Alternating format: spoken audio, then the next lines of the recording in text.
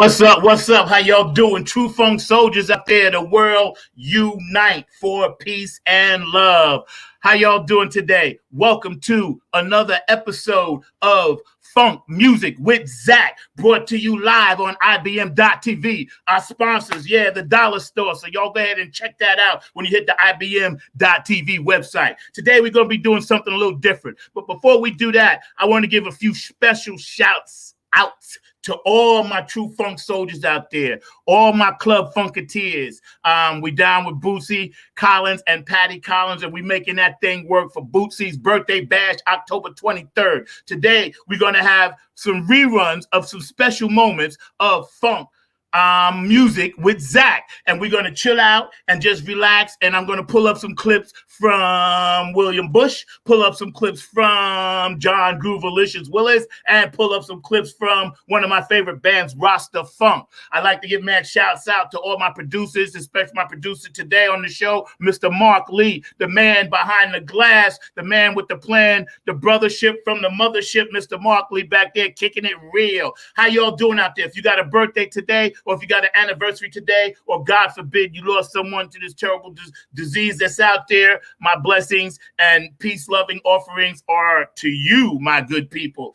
This show is really cool today because as we get into this election season and this election year, we're going to be talking a little bit more about stuff like that. But I wanted to bring up a few clips of the Best Of series. We're going to do a 3-part series starting today right here on IBM.TV, Funk Music with Zack. And we're going to just be looking back at some past shows and some of the best moments of some of the past shows that we've done throughout this summer. So know that I love you. Know that we're down with you 100%. Know that we feel your pain. Know that right here on Funk Music with Zack, I understand if you have going through some emotional stuff, if you are going through anything that's negative, we're going to take that negative and spin that negative thing into a positive. Like Bootsy Collins said, take something and make it nothing out of something. That's what we're going to do. Make something out of nothing. Yeah, we're going to make that happen all year long. And don't forget, there's brand new music out there by my brothers, Next Exit. They were on the show yesterday, hanging out, chilling with us. They dropped their new music. There's brand new music out there, again, like I said, by Bootsy Collins, October 23rd, The Power of the One. And we're going to be watching that video at the end of the show today, too. So y'all sit back, kick it, relax, grab yourself some water, make sure you stay hydrated, make sure that you wear your mask, cover your face up, make sure that you have your hand sanitizer, keep your social distance. You know how Sir Knows devoid of funk is. They want you to stay back. So make sure that you're taking care of yourself and your family, and know that we love you out there. And to my daughters, Kayla and Maya, it's National Daughter Day. And actually, we made that a week here at IBM. And I just want to give mad shouts out to anybody that has a daughter, anybody that has nieces, anybody that's an aunt or an uncle, and there's girls in your life, young ladies, grown women. It doesn't matter their age. If they're your daughter or if they're close to you like a daughter and a father figure or uncle figure, know that we are there for them. Again, shouts out to my beautiful babies, Kayla and Maya. National Daughters Day was this week. If you got a birthday out there, again, happy birthday. Mad shouts out to Michael Get Down Brown. It was his birthday. So yeah, we're going to kick it right now. We got the best of. I think we got a video coming up, some clips, and I'm going to let it, my man back there, Mark Lee, I'm going to let it do what it do, baby. All right, Funk Music with Zack. Boom. Take it away, Mark.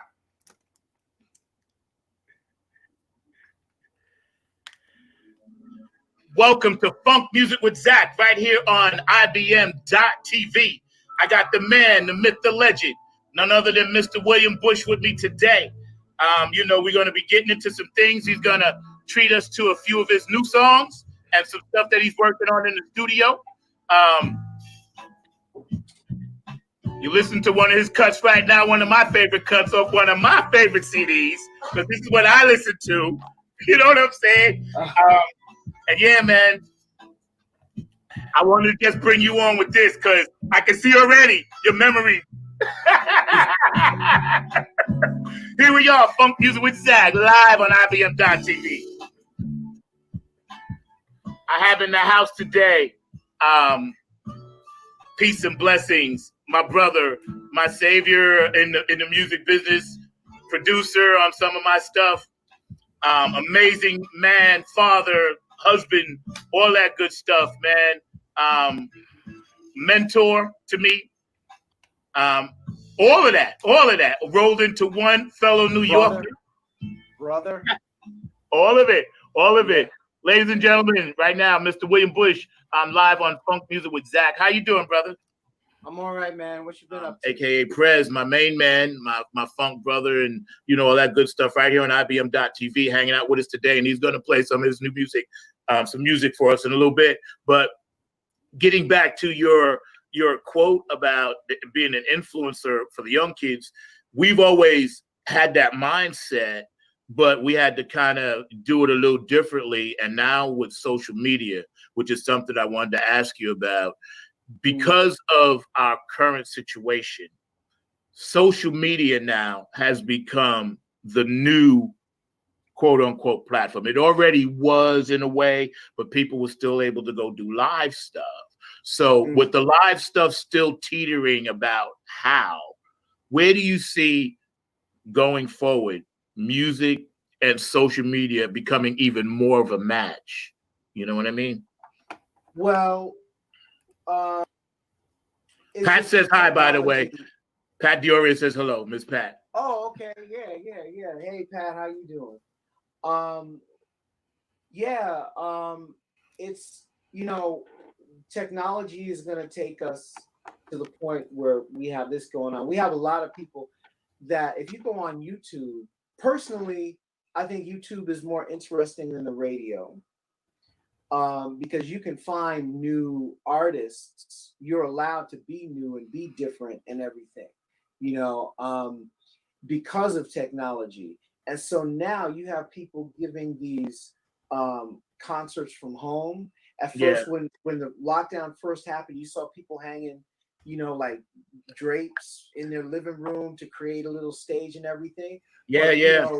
Last night I was watching something by Zack Roberson, the keyboard player, and he was in his studio, and it was like really the production value was very high. So that is going to be a new thing. Now the issue is how for musicians, how do we monetize that? How do we get paid? Yep. Yeah, we shouldn't. We can't give everything away. In the spirit, a friend of mine, a fantastic vocalist, Vince. His name is Vince. He lives in France. I did his last album, and he used to work with Sting. He was in Sting's band for a minute, but he was signed to his label, and he used to open shows for him. Fantastic vocalist and percussionist, And when all this stuff first happened, he was like, "Look, he created a show." He still has it every week, 2-drink minimum. Every week he goes on there and he shares his music, and he's done so many things. But he was like, "Yo, you don't have to pay for anything because nobody's making money. Look, just come and listen, enjoy." And we have a responsibility to do that. But at some point, we have to figure out how to monetize it because everybody else is monetizing us. Yep. Yes, exactly. And I know that's something you've always been big on, and I really appreciate it. And I learned a lot from you in the business about that. So let's get into your background a little bit. Tell me a little bit about how, what you were into and how you came up and, how you got to be the guy that you are right here in front of me right now. What are some of the things you was into, bro? Well, first of all, when I was younger, I was more into art than music. Mm-hmm. And my brother, we moved from Queens, New York to Bridgeport, Connecticut. Right. And we got a phone call, and someone was offering my brother free organ lessons. And he's older by a year and change, year and a half or something like that. And so we're pretty close together in age. So anything that he had, I just had to have. So I want to know what that's like. So he got free organ lessons. They gave him a month, right? So somehow my mother talked him into doing that for me as well. So we had 4 weeks, And at 4 weeks, Right. they would give you a test to see if you were any good. And so at the end of the 4 weeks, they gave him a test. He was like, whatever. And then I took the test and I got a perfect score. And they were like, well, he should keep going. And so, I started playing the organ. And this was Bridgeport, Connecticut. So you had two choices. If you wanted to play any kind of keyboard, it was the organ or the accordion. I feel you. Right. Obvious choice. So it was the organ.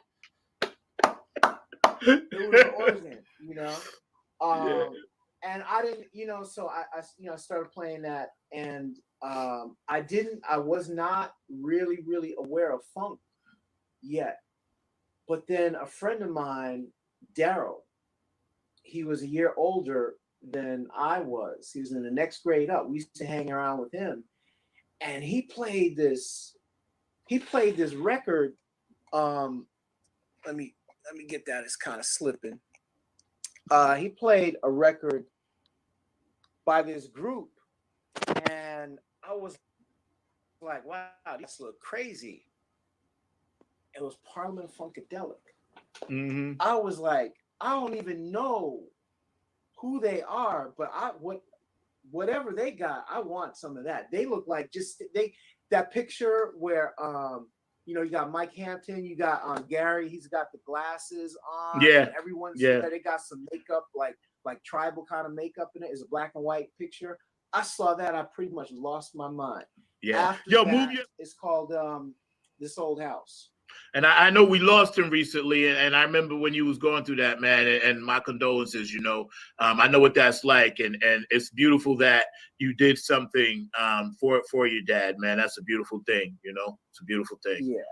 Here we are, Thank Funk Music with Zach, live with William Bush on IBM.TV, giving us an exclusive from New York. Go ahead, bro. Okay.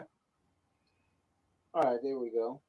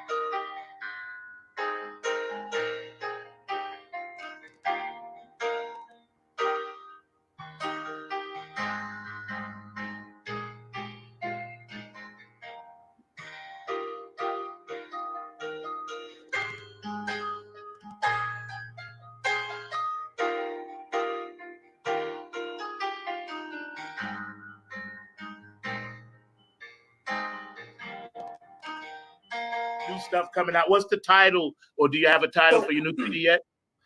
So the song that I didn't play, I Wonder, that's out now. So you can look for it on iTunes or wherever.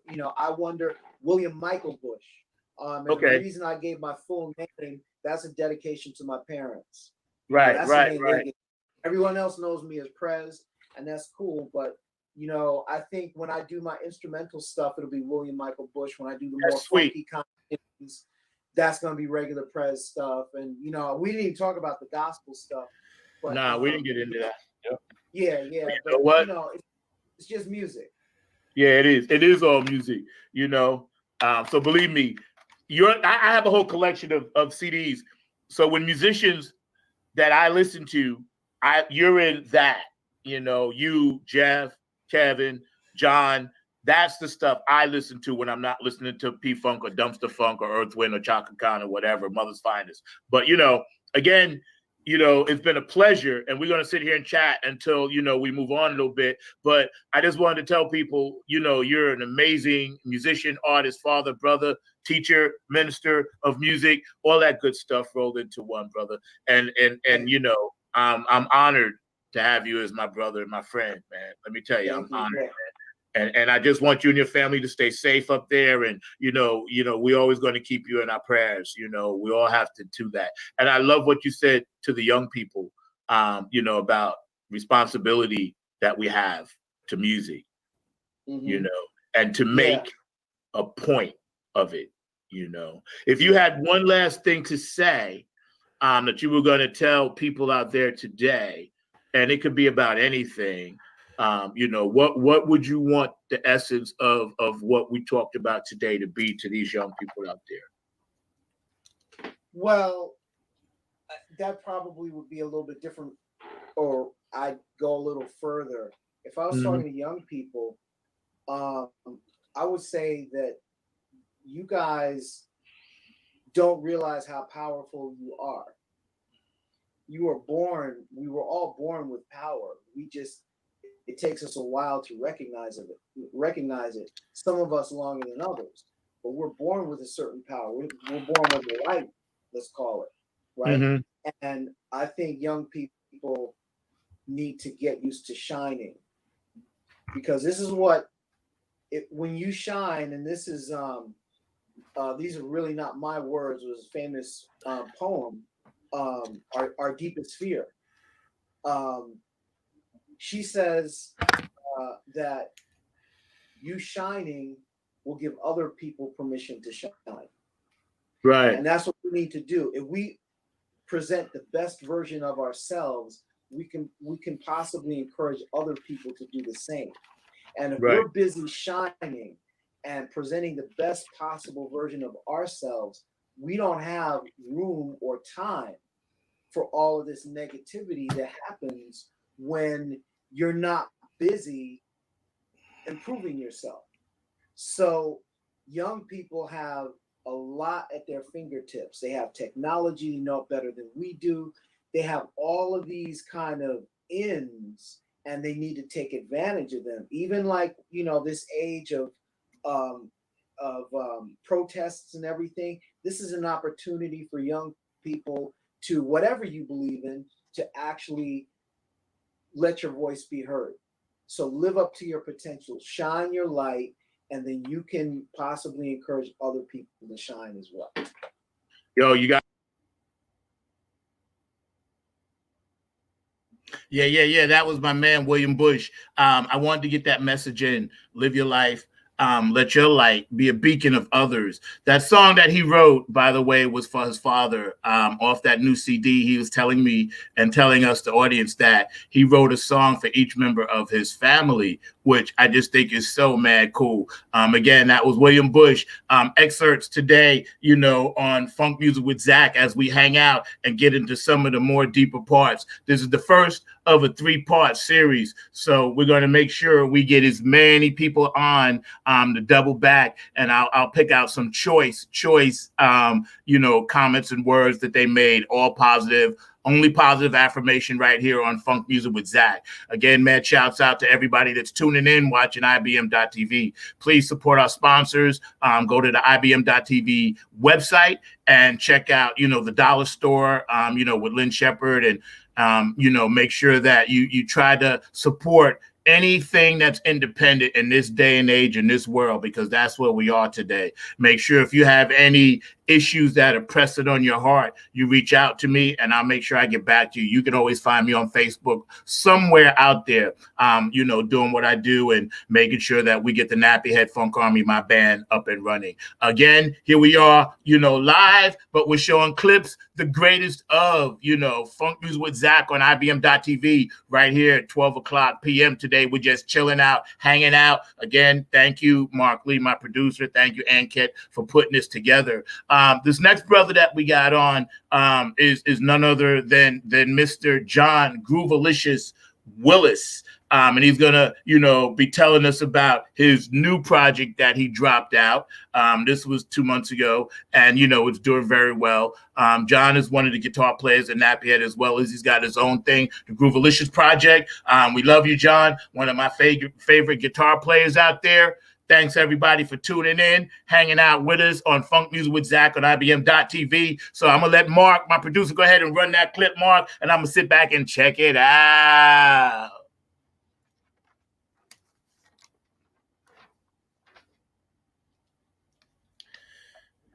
How did it originate? When the release date? We're going to chop it up, and then I want to hear this first cut in a minute. But tell us a little bit about the first song and the project, and before we hear you play the first one.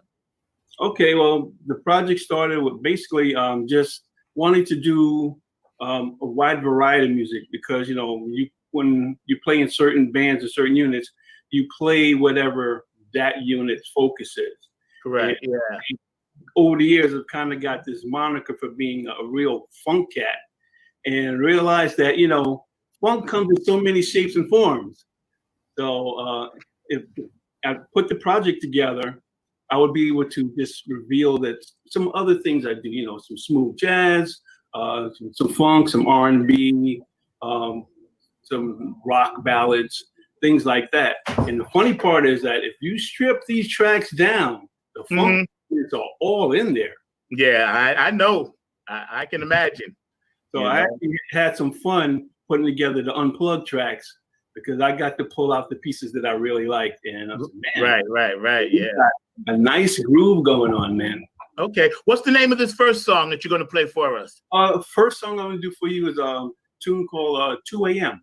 2 a.m.? Okay. Now, besides the obvious, you was up at 2 a.m. writing it.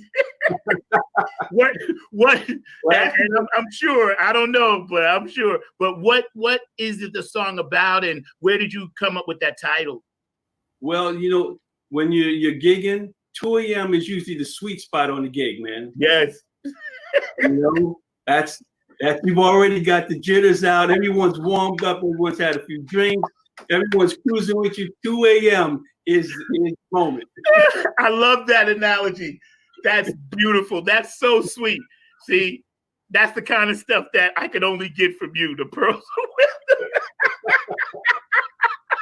You have to be there. Spot. Yeah. Oh, yeah, the sweet spot. Boy, do I miss the sweet spot. Oh, yeah, we all do, man. I can't wait to get back to the stage. Yeah, man. All right, so we got a little bit on that, the sweet spot. Yo, let's hear that song, man. 2 a.m. All right. Let's hope that all of the sounds and levels are good. It'll be all right, man. And coming at you.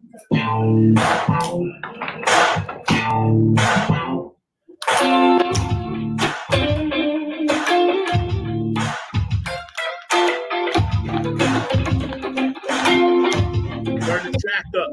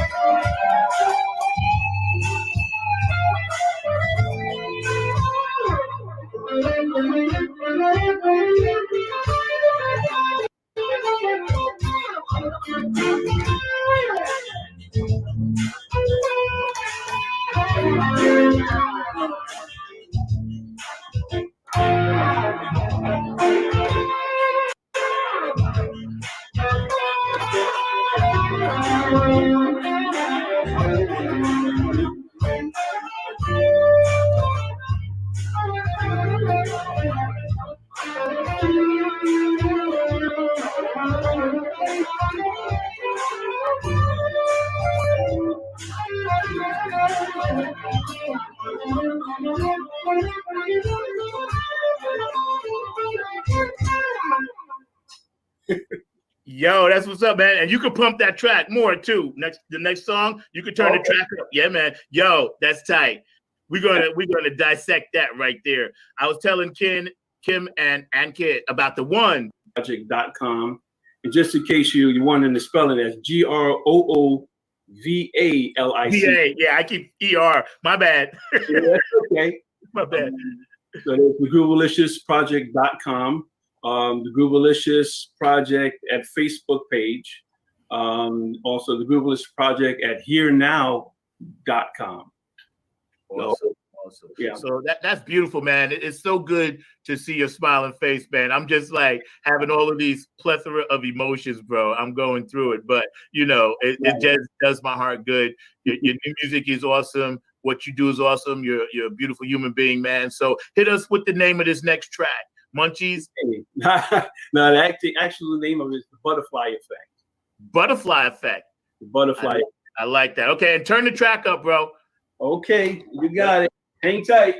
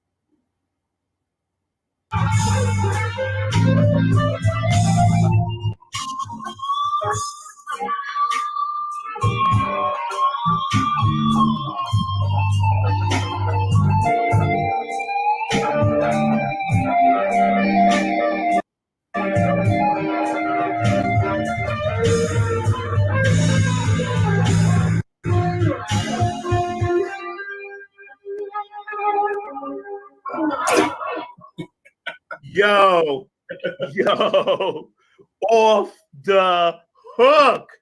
Oh my God.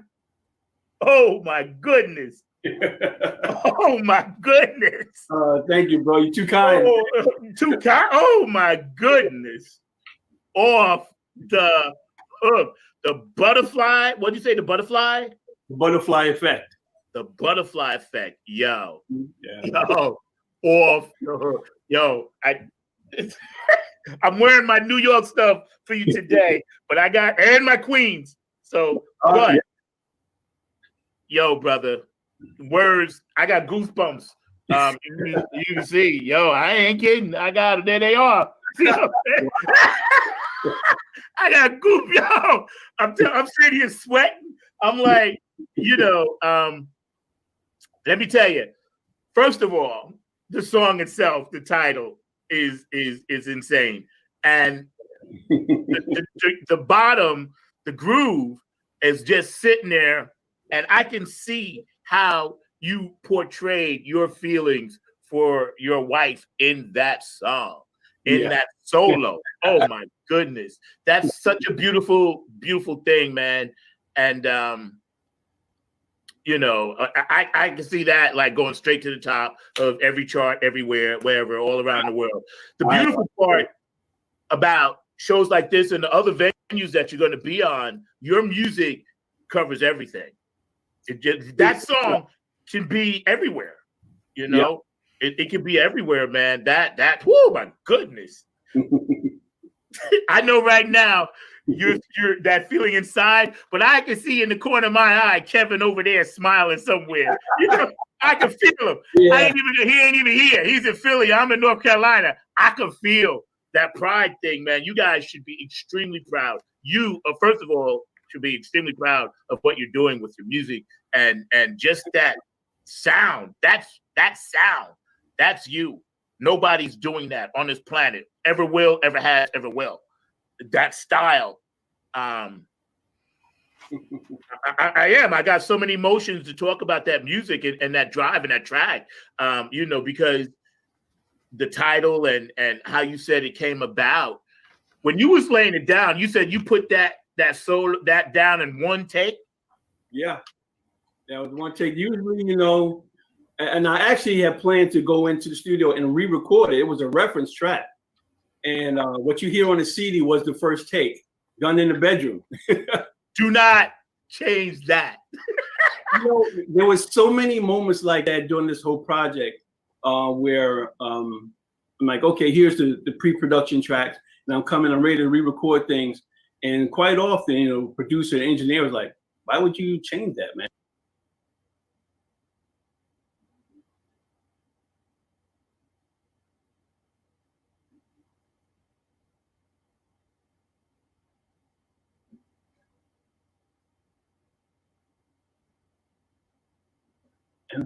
I think it's just the way it is. I know, because I'm listening to it, and I was picturing you like laying there. I'm like, okay, there's been stories of cats that's done stuff like that. And the story of James Jamerson laying on his back playing Marvin Gaye, what's going on, after he was, coming home from a late night. And I'm trying to picture you just doing that. And I'm like, man, that's divine. That's nothing but divinity right there. The funk guys and the man upstairs said, listen, boom, I want you to play this for me. You playing that for him. That track ain't for none of us. I heard like how you moaned for Eddie Hazel in there and Hendrix. I heard that. I heard how you played your little signature amateurs to the cats that you just mentioned before, and still put yourself into it. Because I heard it. It's like, that's all groove. That's like, oh my God. I'm shook up for the rest of the day, bro. I'm shook up. I'm shook up. Where do I go from there? I want to hear it again. You're too kind, bro. You're too kind. I want to hear it again. I'm shook. It's like you come on one of them records and you be like, oh man, play that first song. When we was back in the day with the record player, play that again. Yeah. Like the first time I heard Earth, Wind & Fire Power, I must have played it like 10 times in a row. God bless you. Thank you. Yeah, man. So this project, tell us a little more about it. Okay, excuse me. Well, wanted to put together a CD that, like in the old days where you get your album, you put the needle on the record and just let it play through the tracks. I wanted to put something on that in such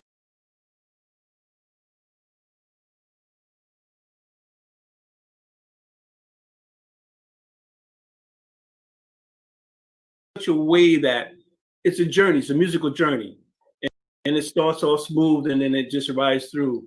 The first 3 tracks are smooth jazz, mostly.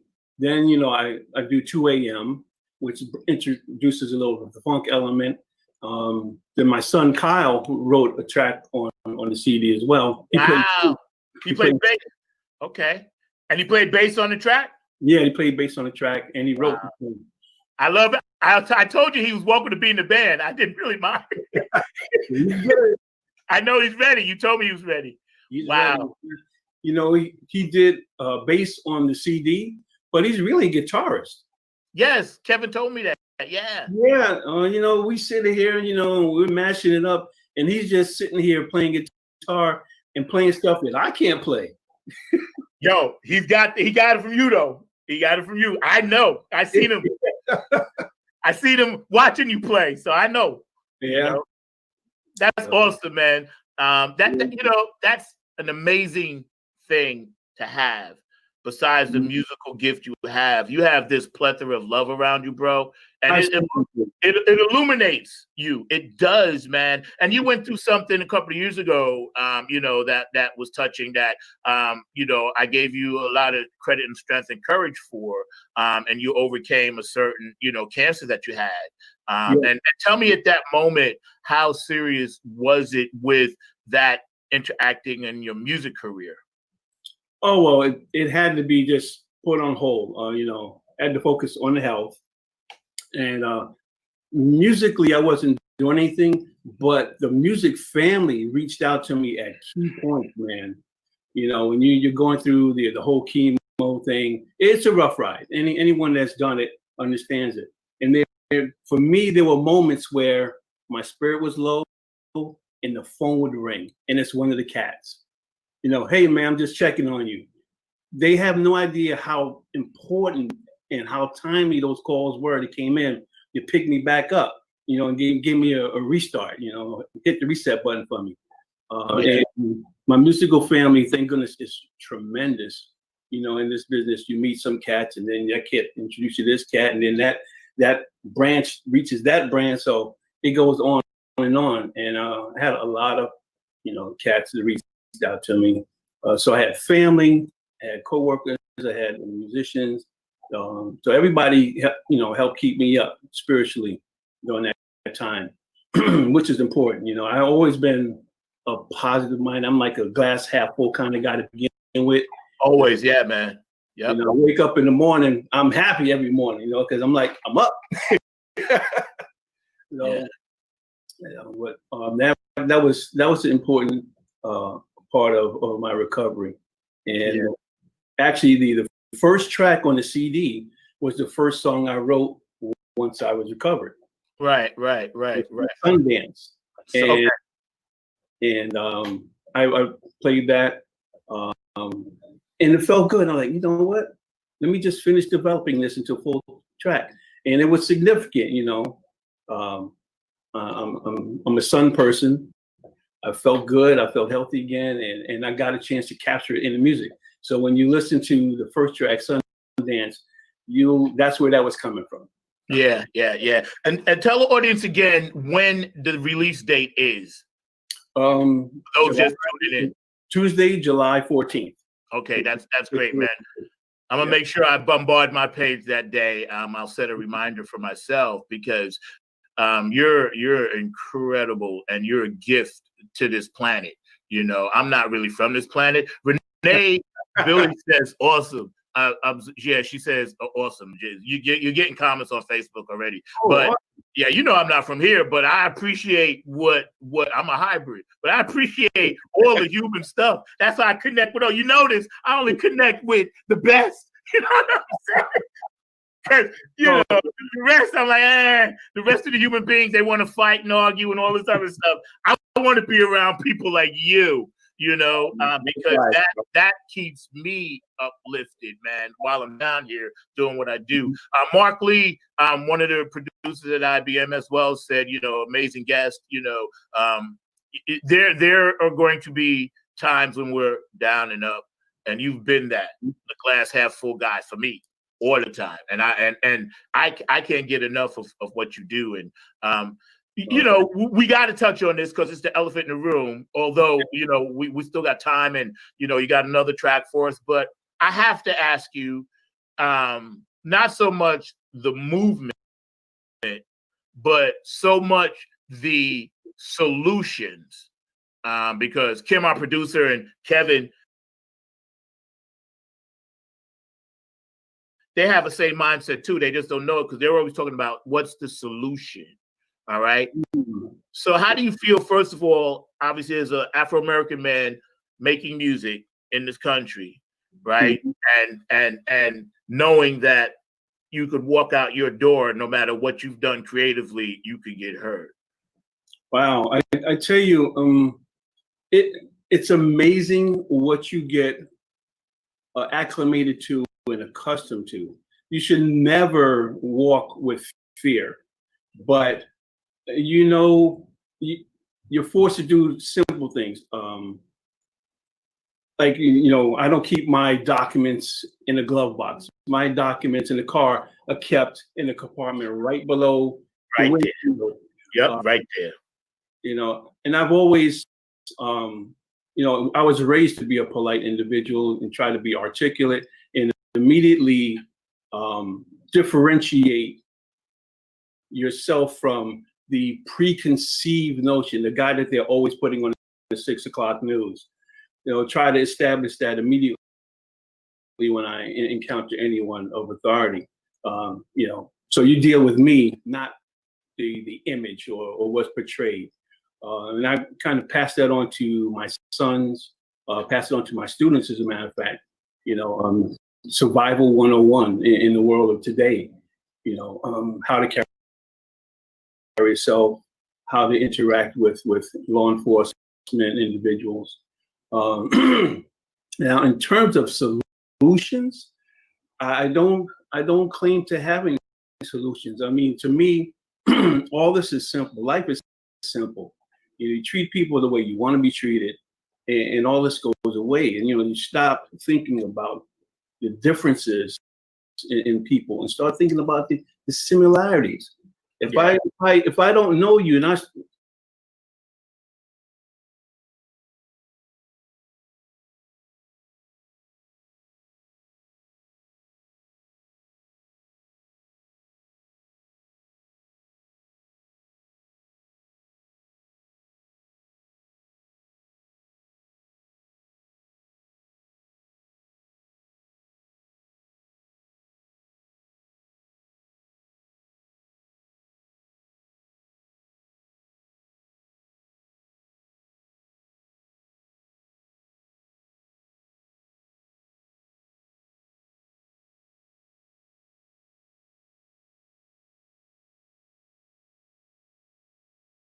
want to approach the conversation, it's from a position of what do we have in common? Not the obvious differences. I mean, you turn out the lights, all the obvious differences disappear. We have nothing left but to find out what we have in common. You know, and that's the real solution. And without getting like you know, super political or trying. It's America. It has a long-term problem. It's a long-seated problem, and nothing's going to change overnight. Nothing's going to change without much strife. You know, historically, we know nothing's changed easily in America. It's going to take work. Yeah. And it's going to take some camaraderie. Yeah. It really is. And I always have this that I share with everyone, and this is the beauty of music. I always say we need to put emphasis on the things that we share, you know, things we like together. We all can take a room full of people who don't speak the same language, who have no cultural things in common, and you know what they'll all do? They'll do this to the music, man, in sync. Yep. That's right. Common thread right there. Yep. No words spoken, and you've seen it at shows where you hit the groove in the concert, and you look at somebody, you don't even know a person, but you're there. You're like, yeah, we're feeling that. To me, that's the magic of music, man. Yeah. It's a universal language that's second to none, man. Yeah. Yo, what you said is so deep and poetically said so smoothly. And I like, there's a song in there somewhere when you said turn out the lights and all our differences. I'm taking note because that's the song right there. Yeah. Turn out the light, because like you said, musically we're just, and you know, being musicians and artists, especially from New York, we're like, well, if you can play, you can play. White, black, Puerto Rican, Spanish, mixed, don't matter, And I think that's one of the gifts I tell people all the time. I'm so blessed to be able to do this thing because the people that I've met, it opened, as a kid, you're in the first band in school. You're playing with different people. The band with the band, playing whatever. It didn't matter the color. It was like, what instrument are you? Yeah, exactly. Didn't matter what color, and like you said, man, we're in a long-term fix. But the beauty is, Kayla Maya, 12 and 16 now, your nieces. So they're pretty big now. And their generation is going to hold it. You know what I'm saying? Yeah. And I've been out at a few of the protests and watching the rainbow come together. And I think, okay, we didn't turn the corner, but at least we're approaching the corner, and as long as you and I can be here to keep this funk music alive, it'll rub off on a few of them, and maybe they'll get it. Maybe they'll get it, man. It's amazing. Again, here we are, Funk Music with Zack live, 12 p.m. on IBM.TV. John Groovalicious Willis, he's been like an amazing guest. We got some more time to spend with him. We got one more song that he's gonna do, and we've talked about a lot of stuff. You can get into it. You guys can from John Groovalicious Willis hanging out with us on the best of the best, the first of a 3-part series on Funk Music with Zack on IBM.TV. Don't forget to go to our sponsors. Check out IBM.TV website. Mr. Lynn Shepard, thank you, sir, for all that you do in the dollar store. And y'all can hit that big green button over there and get all your products. Stay safe and do all that good stuff. Right now, we're going to run a little something from Bootsy Collins. I got a message from Bootsy. October 23rd, the power of the one, the essence of all that is and ever was, that even includes you and all you do. All right, so check it out. Go to BootsyCollins.com or go to ClubFunketeers.com. $25 annual membership. You could go to the Boot Cave as well, www.bootcave.com. All right. The album is going to be a digital download. And for Bootsy's birthday bash on October 23rd, $10 will get you the digital download. A $30 ticket will get you the laminate and backstage pass. And a $60 ticket will get you the live stream, album digital download, assigned. Again, I say a signed album CD by Bootsy Collins and the Lamelate. So you guys go ahead and check that out. It's going to be the bash. It's going to be the ball. It's going to be fucked up. As Bootsy would say, yabba dabba dooza bubba. It's going to be all that and then some. Right now, I'm going to run something called The Power of the One, featuring Mr. George Benson by Mr. Bootsy Collins. Y'all go ahead and check that out. It's all good, y'all, on Funk Music with Zack right here on IBM.TV. Y'all go ahead and get into that. The best of the best of the best. Part 1 of this 3-part series, y'all.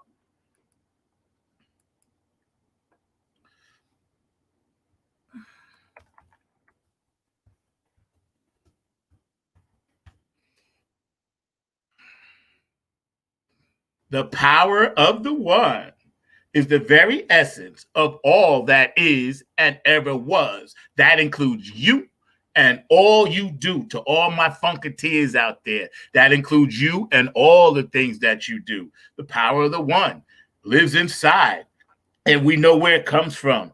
Mad shouts out again to my boy, Bootsy Collins, my main mentor, my main man, and my other mentor, Miss Peppermint Patty. Love y'all, love y'all, love y'all to death.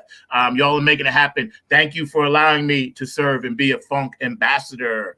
Yeah, I'm loving all of that. So right now we're going to run the power to one, and we're going to go ahead and get up out of here. There's a fabulous round table coming on after this show. You guys can hang out and check that out and stay on with us and, get down with us. And we get into a lot of great subjects about a lot of good stuff. I'm getting ready to split up out of here, but there are going to be some interesting things to be talked about over the next coming weeks. So y'all go ahead and get on to that while we load up this video. Again, my producer's Mr. Mark Lee. I want to thank you for that, Mark. You good? It's all good. Do you? You feel, but you just have to fit it between that space, that little space that you got, which is one. You know, one. You know, one. And then you would try to fit your different notes where you felt in between that, like, you know, and that's the funk. You know, you know, and you can change that. You know, and that's the funk. And you can change that.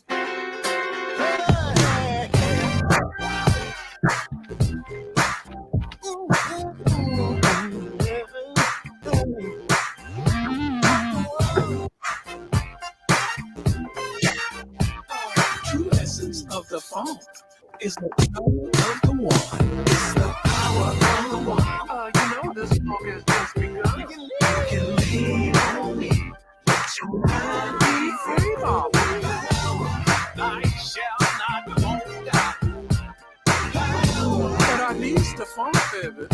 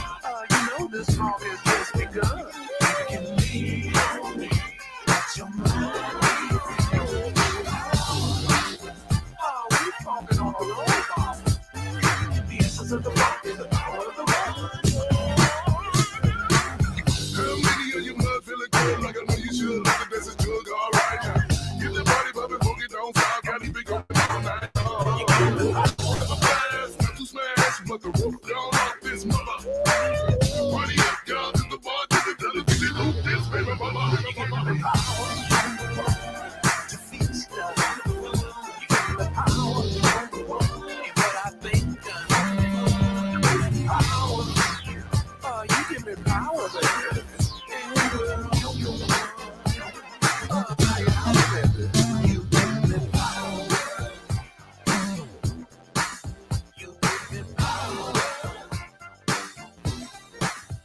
You just give me.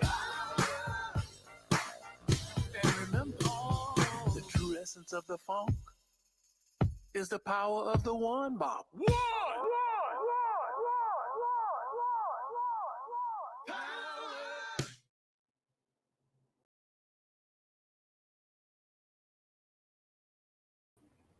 Yeah. The power of the one. Boosie Collins' birthday bash, October 23rd. And don't forget, right here on Funk Music with Zack every Sunday, 12 p.m., IBM.TV. Y'all come down and hang out with us. Today was a little bit of a special show as we've done, at least 4 or 5 months of shows now. We're going to be pulling the best of the best from time to time. I'm going to make sure I get my brothers, Rasta Funk. I apologize to you. I'll make sure I get you guys back on, and run your clips as well, because there was some choice things that you guys did, as well as Mike Patterson, as well as, Saxy Rick, and as well as a lot of the other artists that I've had on the show that took their time, to come on and hang out with us. Again, IBM.TV, the place to be. It's a definite positive place for you to come and speak on some issues, whatever they may be. Right now, we got a fabulous roundtable that's coming on. They're going to be hanging out with you. I'm your host, number 9, on Funk Music with Zack on IBM.TV. Go ahead and support Lynn Shepard at the Dollar Store. It's all good. I got to run. I got to get out of here. I got a heart out. But don't worry. I'll be funking you, baby. I'm going to be watching you. Again, man, shouts out. Thank you, my producer, Mark Lee. All right, Mark, take us away, baby. Peace.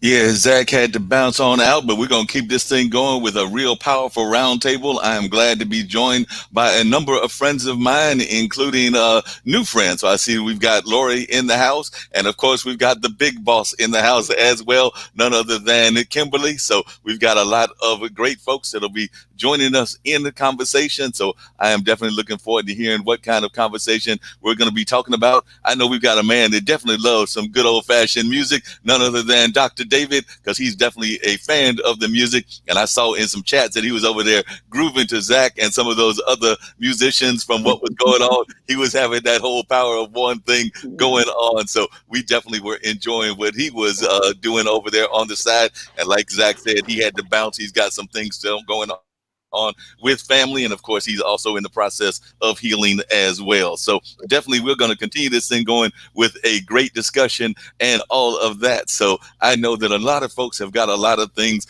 on their mind, so I'm going to turn it over to Kimberly and see what she's got on her mind, because there's so many things happening in the world and there's so many things that are going on. So I know a lot of folks have been following the political elections and things along that line. As a matter of fact, they've got a big debate coming up on Tuesday. So that's one of the things that I know is happening in the world. And of course, a number of folks are also following the world of sports. Yes, I am a sports fan, not just a political junkie. So it's glad to see that at least one of the teams made it. I'm not gonna lie to y'all, I was not rooting for the Lakers. I was actually hoping that Denver would be able to pull off a miracle and come back from 3-1 on 3 occasions, but the Lakers had different stories, and Denver had already knocked out my Clippers and my good friend Doc Rivers. So that's going on. So there are a number of things happening in the world. But like I said, Kimberly, that's just some of the things that I know is happening in the world. And I don't know if you got some things that you want to talk about or some things that are on your mind. I did hear that you had sent out an email, because I just heard that we have added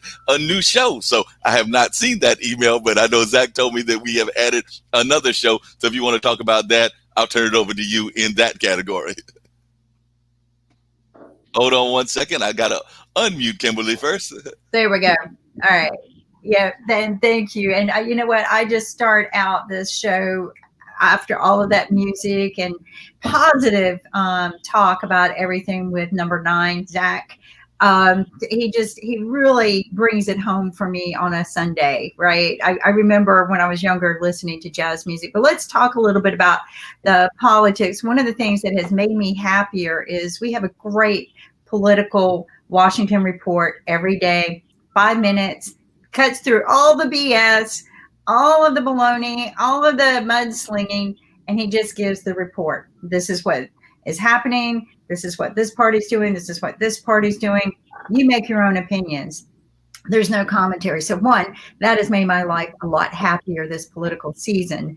And I don't know about you guys, but that just allows me to think for myself. And it's 5 minutes. It's not this, all day long stuff. The debate coming up, I'm looking forward to it. We also have a swing state show coming on 3 days a week discussing about the swing states. Again, a person who has always been in politics, but not one side or the other. So I really like the way he presents the facts. And then today we have the American Political Talk Show, which is really just, I've learned so much, right, about our history from the first show that he did about women in politics, how far back we have gone when the first woman ran for president, all of these things, the first African woman who ran for president. I mean, wow, it was just, everything we're doing is so inspiring. But there are some other new shows. We have a teen show that started. We have Gamers Den. We have Lawyers Den. You don't understand. It's not just one show starting. It's magnitudes of shows every day. And we're going to be doing, some of you might be interested in this, we're going to be doing a wine show. So it's going to be more on wine tasting side, but also just kind of winding down and talking about the good things about wine. So there's, Mark, there's a lot going on, right? And plus, in America, and I don't know if other countries do this, but we have transitioned our seasons. And so maybe Ankit can enlighten us, but we have moved from summer to fall this week. You can actually feel it. Like you can feel the change. Maybe in Pennsylvania, it hasn't done that, or in other places. But so that's been the change too. But listening to Zack talk about, it's been many months since he started this. And one of the things I think that maybe he can appreciate is how much we have grown in those months. And really, it's not been many months. It feels like it because we're on all the time. But, I always say the best changes occur in the time frame that it takes to heal. And it usually takes 90 days to heal from a broken bone, or a season to change, as I always call it, which I actually doing a book on that. But that's something that's been great to watch, is all of us as a family coming together.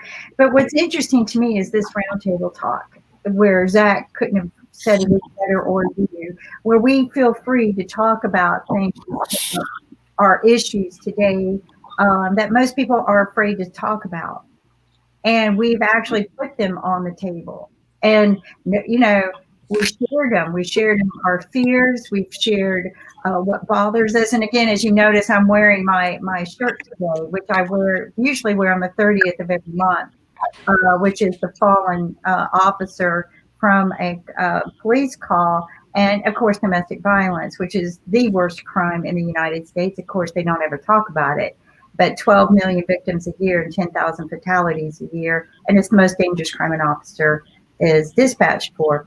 So, but we all have these fears, right? And when I heard the conversation today, and because we just celebrated Peace Day, right? Last week, we just, and one of the doctors said something about what peace is. And a lot of people kind of reflected on this, that it's not having fear, right? When you wake up every day and you can walk out the door and there's no fear, but you know what? There's always something's always out there, right? Our childhood stories always told us about the big bad wolf. Somewhere out there, there's a big bad wolf. So the thing to do is be prepared. And like Zack said, I'm always looking for answers, right? What are the solutions? How can we fix this problem? So that's what I want to kind of focus on is, the biggest fears that we have So talk freely about what you fear, but also how you think that we can make changes in that area. And Dr. Anthony has joined us, and I hope she's feeling better. Somewhat, I am. Good morning. Hi, have you started your journey? Have you arrived? Yeah. Oh, Lordy. So there you go. You know, we got a lot of things going on. And then we got Dr. Lori and Dr. Moskowitz joining us as well. You know, we got our standard team here. But let's start with, up there, Mark. I know this is more your show, but let's start with Dr. Moskowitz and Lori and kind of get them introduced to the team. Well, actually, that's one of the things I was going to do because Dr. Moskowitz, I've had the pleasure of meeting you a couple of times, but what do you have going on in your world? And it's my first time actually meeting Dr. Lori, so I want to definitely know more about you as well. But I'll start with the good doctor up at the top next to Ankit. So, David, talk to us and tell us what you've got going on. Well, today I sent off 2 letters to the New England Journal for the September 24th issue. There was one article about a guy who died of licorice. His potassium was too low, and at the end of the case, he went into acute renal failure. And rather than start him on dialysis, the family chose to let him die. So my letter was, too bad they didn't know about my patent from 15 years ago, which uses IV aminophylline and lets you avoid dialysis altogether in acute renal failure. The second letter I sent in was about COVID-19. There was an editorial about stopping politics, to follow on what you were saying, Kimberly, about getting through the political BS to the truth, and getting beyond tribalism and actually solving this pandemic. And it referred to a case report that I put out in May that shows that quercetin works tremendously well for COVID-19 symptoms. And we followed that along with a consecutive case series of around 50 patients.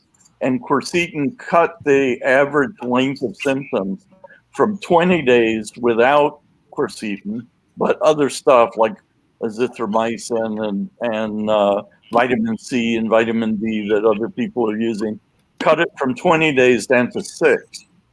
So it really looks like quercetin at a high enough dose, 0.5 gram to 1 gram twice a day, maybe even 2 grams twice a day, can cut symptoms quickly. Wow, sounds like you've got a lot going on, and that's a whole lot of information for folks to think about and to talk about and all of that. I did want to come to Dr. Lori as well. Dr. Lori, first time, like I said, meeting you, so I would love to know more about you and what you've got going on in your world, because like I said, it's my first time actually getting an opportunity to meet you and learn what you've got going on here at IBM TV and what your connection is to this wonderful family, because as Kimberly knows, I'm just a big fan of what we've got happening here. I talked to Kimberly Ankit and definitely the rest of the leadership team that I just think it's an amazing team. So I'd love to know more about what you've got going on and what you're doing. All right. Well, I am delighted to be here, and I've actually been on IBM TV one time before. My dear friend and classmate, Dr. Vicki Rackner, is the person who connected me with you guys. I'm really grateful to that. I am a family physician. I have an integrative medicine practice in St. Paul, and I'm delighted to hear about things like I pronounce it quercetin, but I've been doing a tremendous amount of research into natural therapies to help with COVID-19, and I'd be happy to chat about that. I think one of the sad things about the pandemic is that it's exposed something that we haven't really known, or a lot of people outside of medicine haven't really known, which is we like to think that medicine is practiced purely, that we go where the facts take us. And unfortunately, there's a lot of politics in in medicine, the egos, money to be made, and I think that that's poisoned some of the medical approach to it, above and beyond the political partisanship, which is really frustrating. So what I have going on is doing my practice by telemedicine and trying to keep my patients safe and healthy. Sounds like you're doing a lot of great work in that regards, and I'm assuming that you're talking about St. Paul as in St. Paul, Minnesota, and all of that area. Yep, So you could definitely relate to some of that funk music, because we know that Prince was from that area as well. So, I was grooving before we came on. So we have this thing called bun dancing that we're going to be doing here real soon with one of Mark's friends. I think he's going to be bringing his DJing type show on our network, and it's called bun dancing. So you got to explain the game, Mark, because it's really great. Brian Schulman, who is a LinkedIn influencer and definitely a friend of mine, he does what he calls social distancing. So you're talking about holistic kind of things. That's the way he calls it. So he got tired of that term of social distancing, and he was like, we still need to be involved and engaged with each other. So he came up with that term, and he definitely does that on a regular basis. He does a show on Wednesday and a show on Saturday. And yes, I am trying to persuade him, just like I tried to persuade, and it looks like I might have won Gwen to come on to the show and do some wine kind of things. So it definitely looks like we're having a lot of things coming from our community, and we're looking forward to that. I did want to bring in Dr. Anthony as well. So how are things going over there where you are? You are over there in the Gulf Coast of the United States. And of course, we know that y'all went through a lot with those hurricanes. You also had some injuries of your own. So you and Zach were comparing notes, and I think over the phone and everything, as to how y'all were healing. So how are things going? And when will you be making your return trip back to the DC area? Because I know that that's where you work at. Yeah. Hi, everyone. Hopefully, I'll be coming back within the next 2.5 weeks. As far as everything else, my healing is going perfect. I went to the doctor the other day, and he's started me on the another regimen.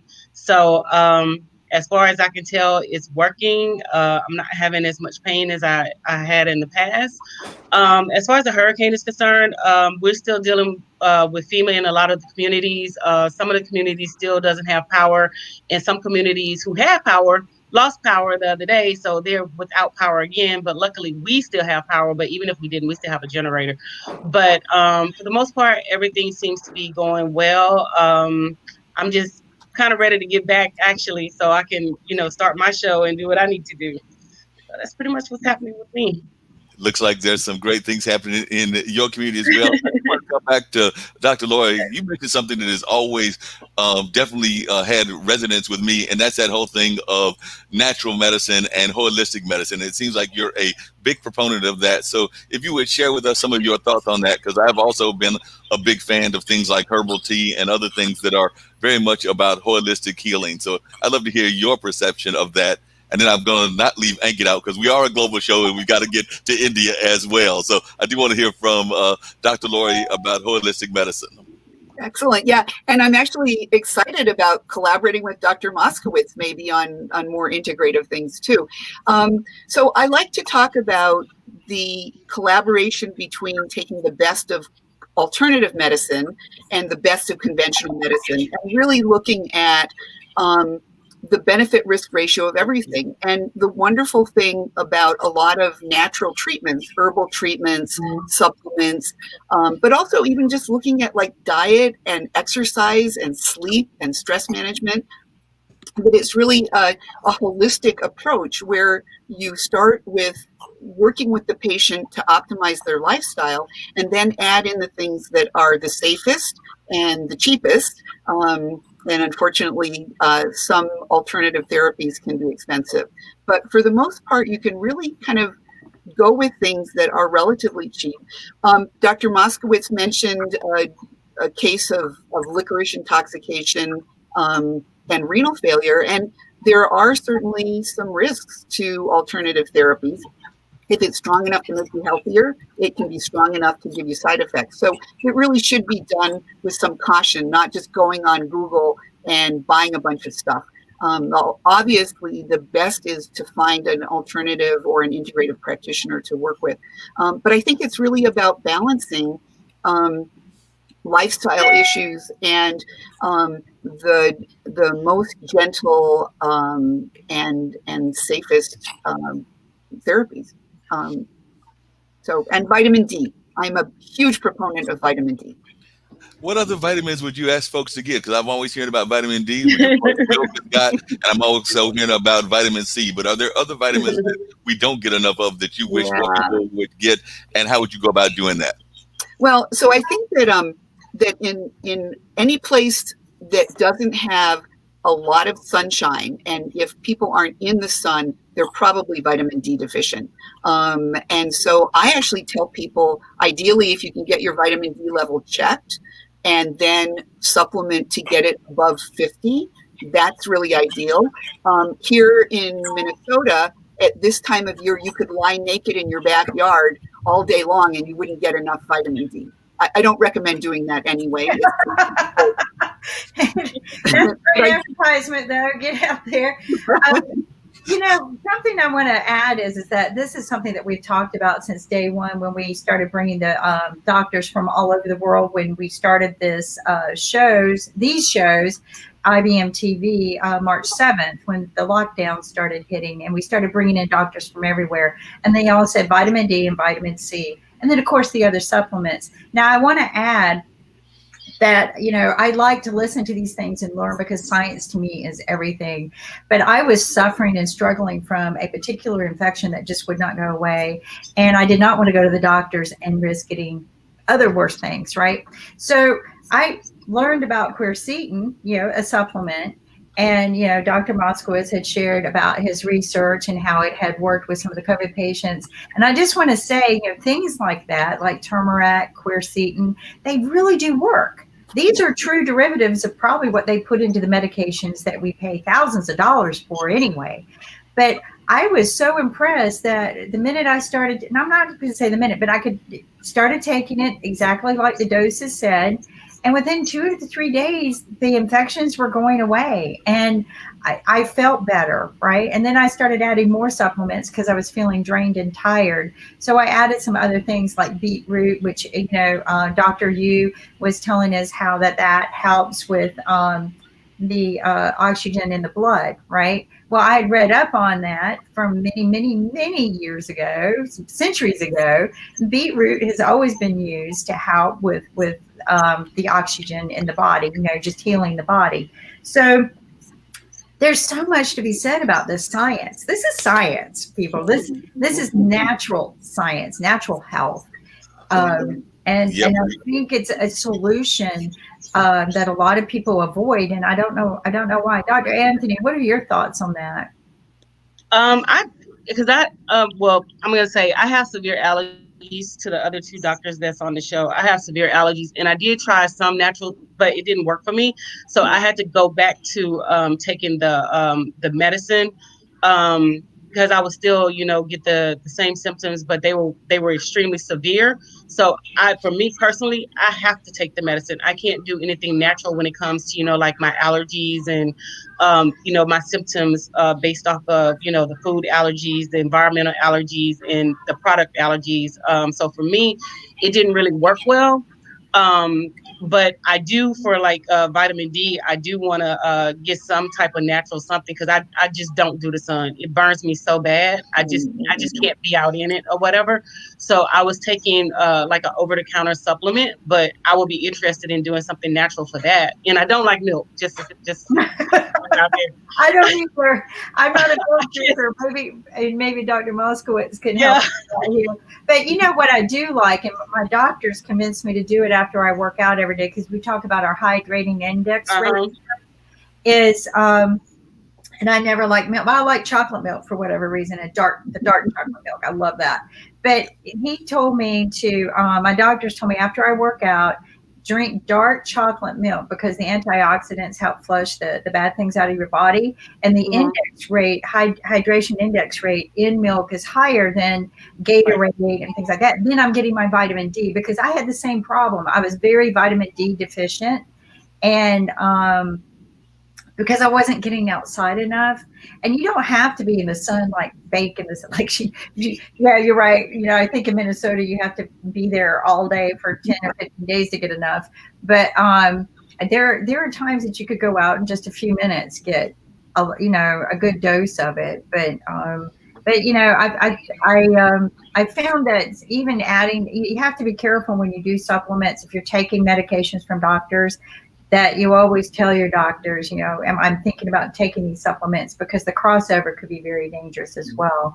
So, but I'm a proponent, whatever healthy. But yeah, anybody got any ideas for vitamin D?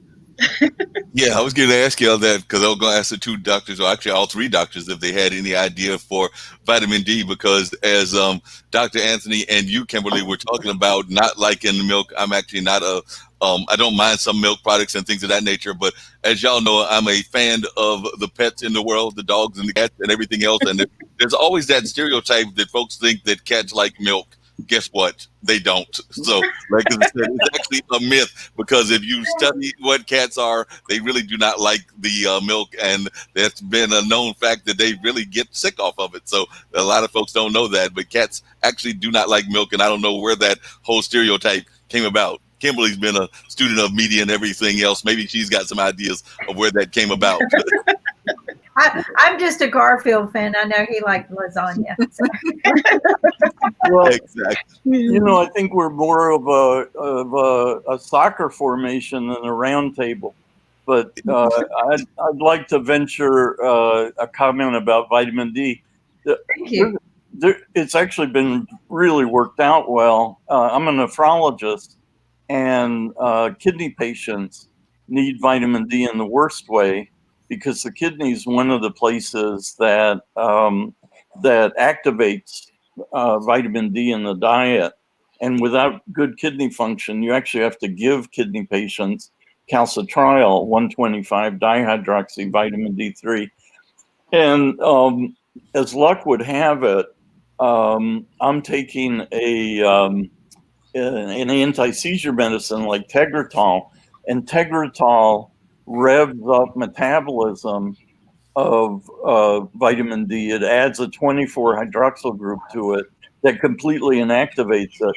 And so I'm actually, even though I have good kidney function, I'm using 125 to suppress PTH, which because I'm essentially I have low vitamin D too, just like Dr. Anthony, even though I've been taking, 10,000 units of vitamin D every day. The problem was I didn't know for the longest time that it was just going in the garbage. It was never getting fully activated. So vitamin D, and so I have calcific AS. I have calcification of my aortic valve as a result of 20 or 30 years of low vitamin D, high PTH, because vitamin D inhibits parathyroid hormone.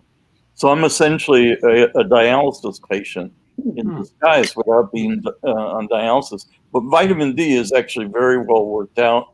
And as long as you're not taking a Tegretol type compound, just taking 5,000 or 10,000 units a day should get your levels up. And apparently the reason that cats don't like milk and everything is because they have the same issue that humans have. Because I was actually looking it up, and it says because of the low amount of lactose in their small intestines, adult cats cannot digest most of the lactose in milk and suffer from lactose intolerance within about 8 to 12 hours after drinking it. So therefore, the reason they don't like it is because, like many humans, they are lactose intolerant. So there's something for you new to learn, is that they are lactose intolerant. Dr. Lynn, do you got something to say about that? Well, not about that, but I did want to, because I had forgotten Dr. Moskowitz was a nephrologist. I presume you're familiar with nephrogenic diabetes insipidus. Sure. And which my son had and was born with. Actually, my wife wouldn't be here today if her brother hadn't died of that back in the 40s. So because her parents only wanted 2 kids, and she was actually number 3 after her brother died. But listening to you talk about some of the things that you take, maybe is vitamin D something that might help that? Well, so nephrogenic DI, I'm diagnosing in a lot of my patients, both Really? male and female. Yeah, turns out everybody's got obstructive uropathy. Their bladder is way too big. Women, because they've had pregnancies, and even a single pregnancy with a giant uterus full of baby is enough to obstruct the bladder. And men, of course, because their prostates are invariably enlarged as they get older. So the poor bladder, which doesn't have much in the way of muscular tone, um, blows up as a result. And the kidneys and the pressure backs up on the kidneys. And one of the first things that the kidneys do when they're obstructed is to become resistant to vasopressin, the antidiuretic hormone. And as a result, the urine becomes too dilute. The specific gravity of the urine goes down to 1 point I mean, 1.003, things like that. Normally it's like 1.025. So you can't concentrate your urine. And as a result, you're peeing out hypostenuric urine, so very dilute urine. Urine that's too much, so it's diabetes, and too dilute, so it's insipidus. And the way to treat that is to remove the obstruction.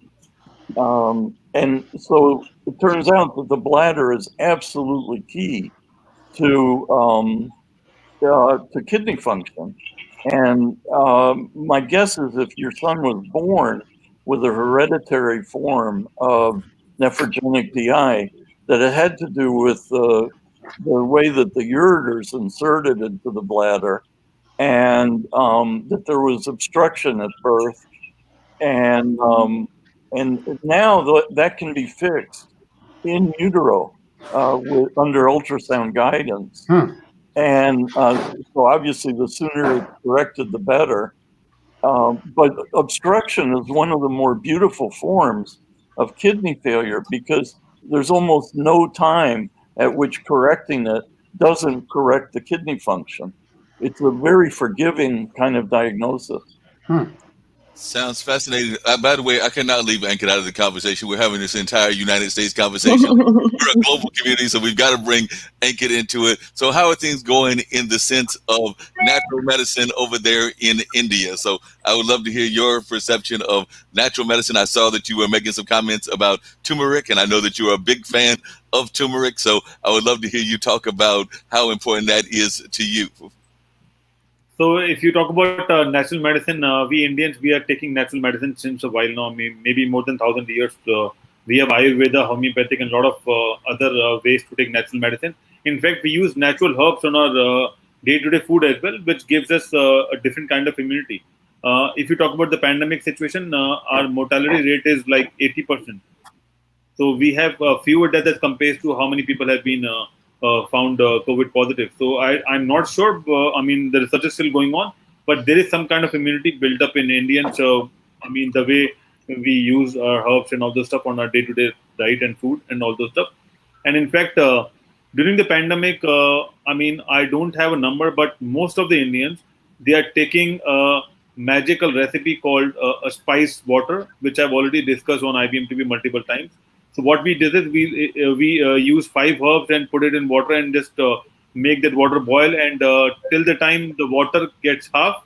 So suppose if you take 1 glass of water, it should be half of a glass. Then you have to consume that spice water, and that could be ginger, that could be basil, that could be turmeric, that could be there are a couple of amla and all those stuff which we use it basil as well to make sure that we consume every day, and that gives us immunity, which certainly, I mean, in fact, a lot of doctors also follow those things. I mean, it's not like we are just taking it for like this, but and that's a free. I mean, that's a free recipe, and there is no side effect. If you take any herb, there is no side effect to it unless you are a chronic disease patient of kidney and stuff like that. So maybe you have to avoid those things. But I mean, till the time you can take it, you are very much aware of all those things. And in fact, on our Ayurvedic shows with a lot of our Ayurveda doctors, they always tell us to take herbs and oils, which is good for health. In fact, a lot of our doctors are suggesting that whenever you go out during pandemic, before taking a mask, you have to use some oil and put it in your nostril. If you do that, you will inhale better, and then a lot of because the oil is sticky, and a lot of it gives you a filter to make sure that you have a filter before you breathe out. So there are small things which we already doing it from so many years. In fact, in our day-to-day culture, we used to wash our hands outside the home before we come out to the home. That was our ancestors were following. Right now, because of the Western culture, we don't do that. So there are a lot of things which we are following what our grandparents were doing. So it's just like we are in a different world altogether. In fact, I'll tell you one more thing. In the summers, most of the Indians used to have a refrigerated water. Nowadays, we are taking an earth pot. We have an earth pot, and we put the water inside that, and we are drinking all that water without refrigerator in 6 months. And not me, everyone else is doing the same thing, because the tendency is that if you take cold water, you have a bad throat, and that could invite coronavirus. Make sure, because you lose your immunity as well. So there are small best practices which we started doing back again. And when we talk about vitamin D, I'm not sure, but we use a lot of copper bottles to make sure that we drink from the copper. If I'll take a water, something like that. And also for vitamin D, a lot of our doctors suggesting UV lamps and UV lights. So if Dr. Laurie and Dr. Moscovich knows about that, we would get to know whether it's useful or not. But a lot of companies are also marketing UV lamps to take vitamin D. So, Dr. Laurie and Moscovich, do you have anything on that? I defer to Dr. Laurie. You're talking about copper as part of what copper. Yeah. Copper, yeah, as well as UV lamps and UV lights, because a lot of people don't get sunlight because of the weather and other situations. So they try to take it from UV lights. In fact, there's a company based out of US called Sunlight something. So they have a different UV light which helps you consume a lot of light in the cold weather. Yeah. Well, and ultraviolet light, we know is antibacterial and antiviral. So so I think that's definitely true. It is interesting. Zinc is something that has been shown to have a dramatic impact on immune function, and zinc and copper balance each other. So it's important, if you're taking a high dose of zinc, like 30 to 50 milligrams a day, to balance it with a couple milligrams of copper. But I also just wanted to pick up on what you said about Ayurvedic medicine, because most Americans are familiar with traditional Chinese medicine, but not necessarily with traditional Indian medicine, which goes back just as far and is extremely evolved. And it reminds me of what Hippocrates said, that make food be your medicine and medicine be your food. That in traditional Indian cooking, herbs like ginger, turmeric, cumin are known anti-inflammatories. They're immune enhancing. They're incredibly effective. And so we're starting to learn to use those not just in cooking, but also as supplements. But the other thing to point out about things like turmeric is there's kind of this reductionistic, like, oh, let's look at the single compound that we can take out of turmeric and patent and sell for a lot of money as a pharmaceutical. And one of the things about herbs and spices and all kinds of other supplements is there's really a synergistic effect, that the herb has evolved over, millions of years to have multiple chemicals that are together the most effective. And so just, taking out, silymarin from milk thistle, you're not going to get the same effect as if you're actually taking the whole compound.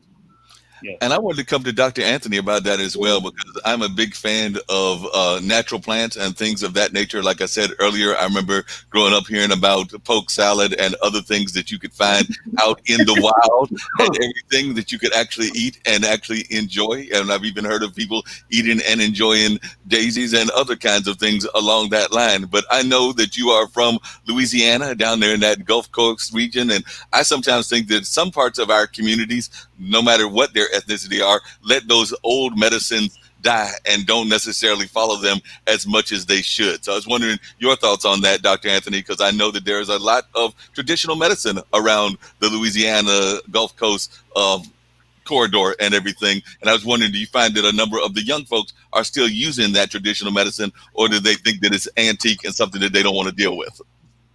Well, if their grandparents or older relatives are still alive, I think they are using it. But a A lot of them have strayed away from, the old remedies. Some stuff I still use, but like I said, I have allergies to a lot of things, so I don't use like a lot of plant-based things or whatever. And I'm not like real keen on, like trying new stuff, because if it hasn't worked for me in the past, I'm not trying to, like try it. And that goes with like food as well. I don't try new foods. I typically just stick to the same, regimen, same routine, because I know that it works for me. And I know that, if I get something that is not conducive to me and my body, I have severe effects of it. So me personally, I don't really do like a whole lot of the natural things, because I know some of it does not work for me. So like I said before, I stick to, like the medicine, especially when it comes to, like me being allergic to things. I stick to the medicine, and then I also break out in hives consistently all the time. So it's a little tricky for me. So I'm not real sure about the other ones, but I know some young people, they really don't stick to the, the old remedies unless their grandparents or, like older people are alive. I want to add, because you're talking about how you're allergic to odd things or your body reacts weird to odd things. And my body reacts really weird to like the fake things, like fake fat or hydrogenated fat. I never could react to it. I am literally allergic to anything fat free. If it's labeled fat free. And one time I didn't know this. And one time, I guess where we were at, everything was fat free. So I was eating fat free the whole time. I broke out in welts like the thing. Like my body flared up into these huge welts. My nephew was like, "Oh, can I touch her? She looks like the thing." We're rushing me to the hospital as fast as we could, right? And they were giving me what you would take, the emergency medications, because I couldn't find my EpiPen. And I survived, but we were trying. It took a while to figure out, and we boiled it down to my body does not react to fake foods like fake sugars. I get migraines from all of the fake sugars. But if I ate real butter, I'm fine. If I ate the real natural things that come from the natural plant and food, so I thought that was where, when you said my body reacts different, everybody's body reacts different. And you just got to be in tune, like you were doing. You're in tune to what works for you. And I always tell people, if you're going to make these kind of changes, supplements can be just as dangerous, especially because some of them replicate what the medication you're taking. Always talk with your doctor. It doesn't hurt to talk with them and just say, I'm thinking about taking this, because that could be very, but I believe in all of these things. One of the things I'm really interested in too is the fact that Dr. Moskowitz has found a way to avert dialysis for people who have complete renal shutdown. I mean, that to me is something I don't understand why we're not taking bigger action on. And I would like to hear more about that, because I've had family members on dialysis, several family members on dialysis, and it's a long road for anyone who's ever had a family member. I know Ankit can understand where I'm coming from, but if anyone has had to undergo or have a family member and you're there with them every day, it's a torturous challenge. So Dr. Moskowitz, can you share a little bit about what your alternative is? Right. Well, so it turns out my entry into this was the African gene. People from West Africa have 3 to 5 times more kidney failure than whites, and Hispanics have about 3 times more than whites. So this is one of the racial disparities that we're hearing about. It predated the COVID-19 racial disparity, but it's one of the biggest ones. And so I was looking for the gene that made people of African ancestry more susceptible to renal failure than whites. And I started looking in the early 90s. And to make a long story short, it's ACE. It's excess amount of angiotensin 1 converting enzyme, the so-called deletion genotype. And even though I was supposed to be a control, I'm ACE PD, just like West Africans. It's 25% of Caucasians and about 45% of Nigerians. And a French group, Pierre Corval and his lab, discovered this polymorphism and showed that people who were DD, deletion, like me, had a 3 times higher rate of heart attacks. And what we did was just extend it to kidney failure.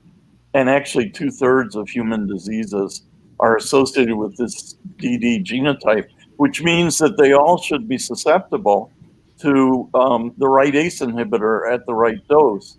And nephrologists had already been using ACE inhibitors for a decade by that point in the mid-90s. And so I figured they were just using the wrong ACE inhibitor at the wrong dose. So I started experimenting with some of the newer ACE inhibitors like ramipril, but it turned out it was an oldie but goodie, quinapril, but at super high doses that did the trick. So I'm actually taking 80 milligrams twice a day of quinapril, which is about 4 times higher than the usual dose. And the secret is 1 mg per pound per day in 2 divided doses. So a 200-pound person gets 120 milligrams of quinapril in the morning and 80 at night. And if they don't respond, there's no upper limit. So you can keep going up on the quinapril to 120 BID, even 160 BID, which is astronomical. The pharmacy won't fill it. Insurance companies won't let you do it. But as long as you can control their potassium with Florinef, which they had to figure out first in 93, then you can give them as much quinapril as you want. And even people who are being told to start dialysis can be kept off the machine. I've got a woman in Houston who just passed 2 years in June, having been told that she had to start dialysis in 2018. And I've got another woman who started with a BUN of 100. She should have been starting dialysis, but that was 3 months ago. And her BUN dropped to 55 and is now 70. So this high dose quinapril seems to be doing the trick, even in late stage disease. Wow, sounds like y'all are doing some serious research there and everything. I think Ankit had a question, and I do want to get to Ankit's question, so definitely want to do that. And I did also want to hear from Dr. Anthony, because I have also been hearing about the disparity that's going on in the minority community in the sense of what's going on with COVID and things of that nature. So I'd love to hear her perception of that, because we are hearing about a disparity among the races because of what's going on. So I'd love to hear her perception. But first, I'll turn it over and defer to Ankit's question or statement first. So Ankit, it's on you. So I would like to know from Dr. Moscovitz that in India, the trend is that a lot of diabetic patient, after like 5-7 years, they turn down to be a chronic kidney disease patient as well. And I'm not sure why, but we are in touch with Dr. Dinesh Kullar, and he's taking care of a lot of nephrologist patients in India. But the trend is that a lot of diabetic patients, before that they were having blood pressure.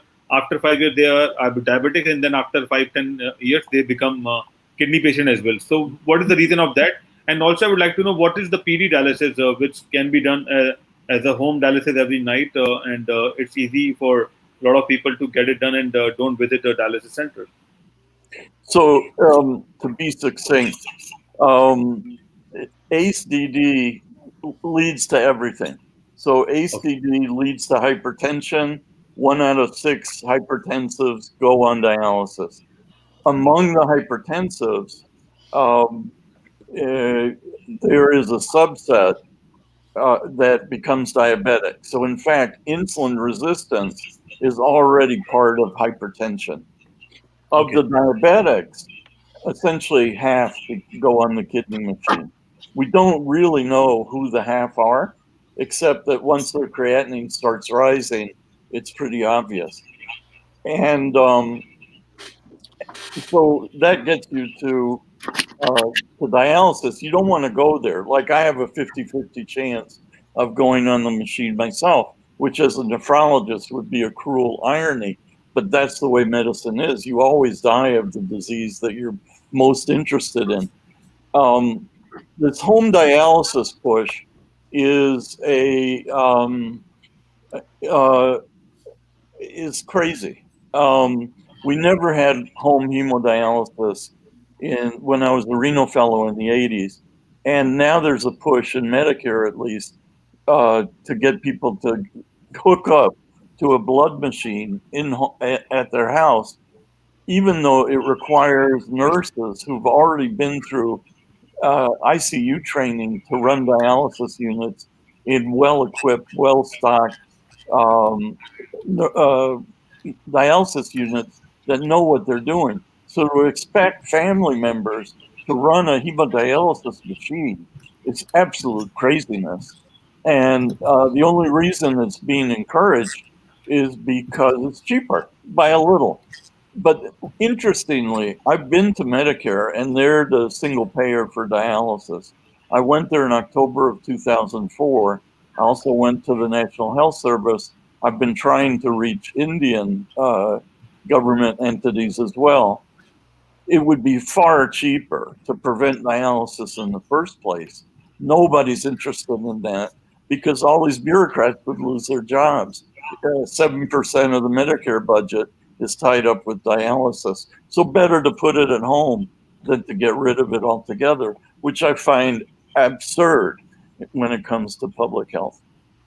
And that comes back to the question I was asking Dr. Anthony, and I saw somebody ask the same thing in chat and everything. So, Dr. Anthony, could you talk about why we're seeing a rise in kidney disease in the African and the Hispanic community, and also why there is an increase in what we're seeing reported among the COVID cases? So I'd love to hear your thoughts and philosophies on why that is happening.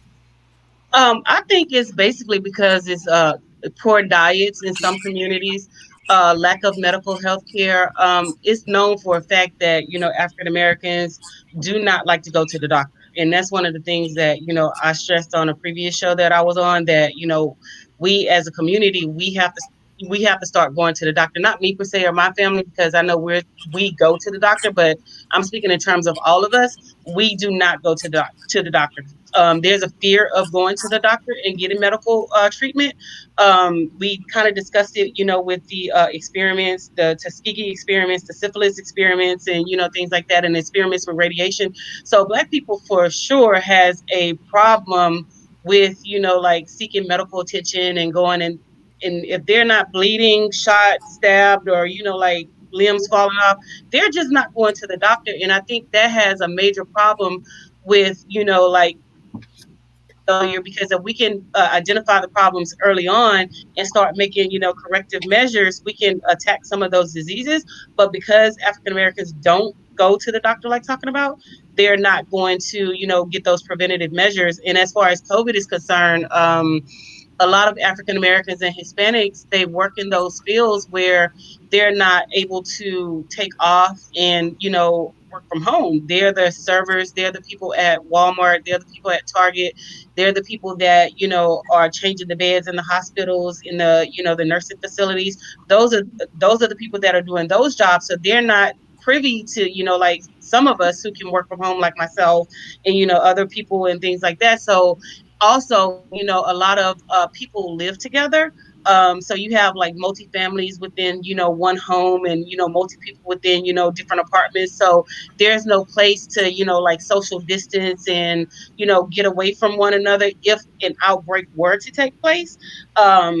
Everybody is just basically piled up on top of each other. I remember when COVID first, came out, I was reading a story that happened in DC. A family lost three to four generations of, family members because they couldn't social distance. And when one caught it, it was just like a trickle down effect. Everybody else caught it, then the next person caught it, the next person caught it, and they ended up passing away. So I think that is something that's, kind of prevalent in the Black community as well as the Hispanic community. They just really don't, have the means to, like social distance, or, they're working those jobs where they can't social distance and they have to be out in the field and they have to go out every day. Yep, you bring up some very good points and everything. That actually reminds me, I got to get out and get in touch with a good friend of mine who actually is a member of that club, the folks that have regular dialysis, and he's actually also a stroke survivor. So I actually need to get in touch with my good friend Ray Pascal and see what he's up to, because it's been a few days since I've been in touch with him. So I need to reach out to him.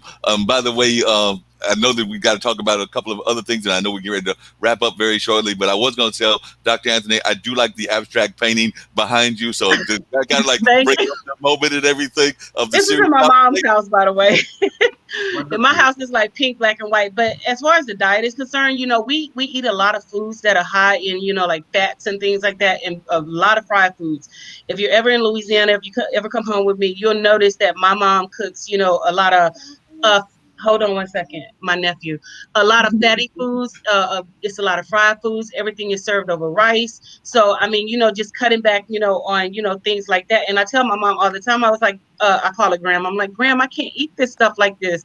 I have to eat like little mini meals. And she's like, oh, it's okay, you can eat it. I'm like, no, I can't eat it because it affects my stomach now because I haven't lived in Louisiana in over 20 years. So it's very spicy, highly seasoned food. So I have to, have her cut back on the spices and the seasoning just so I can be able to consume it. And she fusses at me. She's like, well, I'm gonna just have to cook a separate pot for you because I can't eat my food like this. I gotta have pepper, I gotta have this. I'm like, well, you know what, if you cook it, I'm just not gonna eat it then. So our food is like is very seasoned. There's a lot of fat in it, and I mean, and we've been eating like this for years. And to try to get someone who, my mom is like 75, to change her eating habits, it's like talking to that wall over there, like move wall. You know what I'm saying? So it's like it's just not happening, and that's something that we have to stress. When we're educating, the young people, that we have to start looking at our diets and things. And like yesterday, a friend of mine who's the same age as me, she just had a heart attack. Wow. And I just saw that on Facebook. She just posted that she just had a heart attack. She had one of her arteries clogged or whatever. So I'm like, we need to take that, eating healthier and the dieting, we need to take that very seriously. And we just don't do that here. Yeah, I want to get to and Dr. Lori, I want to get to both of y'all, but definitely continue this conversation for a while, because I don't mind it going for a while and everything. But I agree, we do have to definitely have those things I'll be done.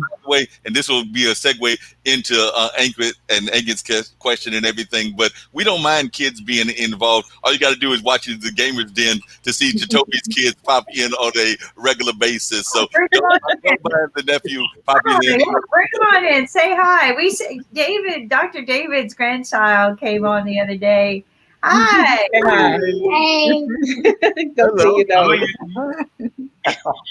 He's getting ready to go back to his mom. Kids are the future. I love having kids beam in if it's okay with the family, because that we learn so much from them. I learned so much from Ankit's daughter. It just amazes me. She's got all of this wisdom from listening to all of us adults that just comes out, and you go, "Wow, where did this come from?"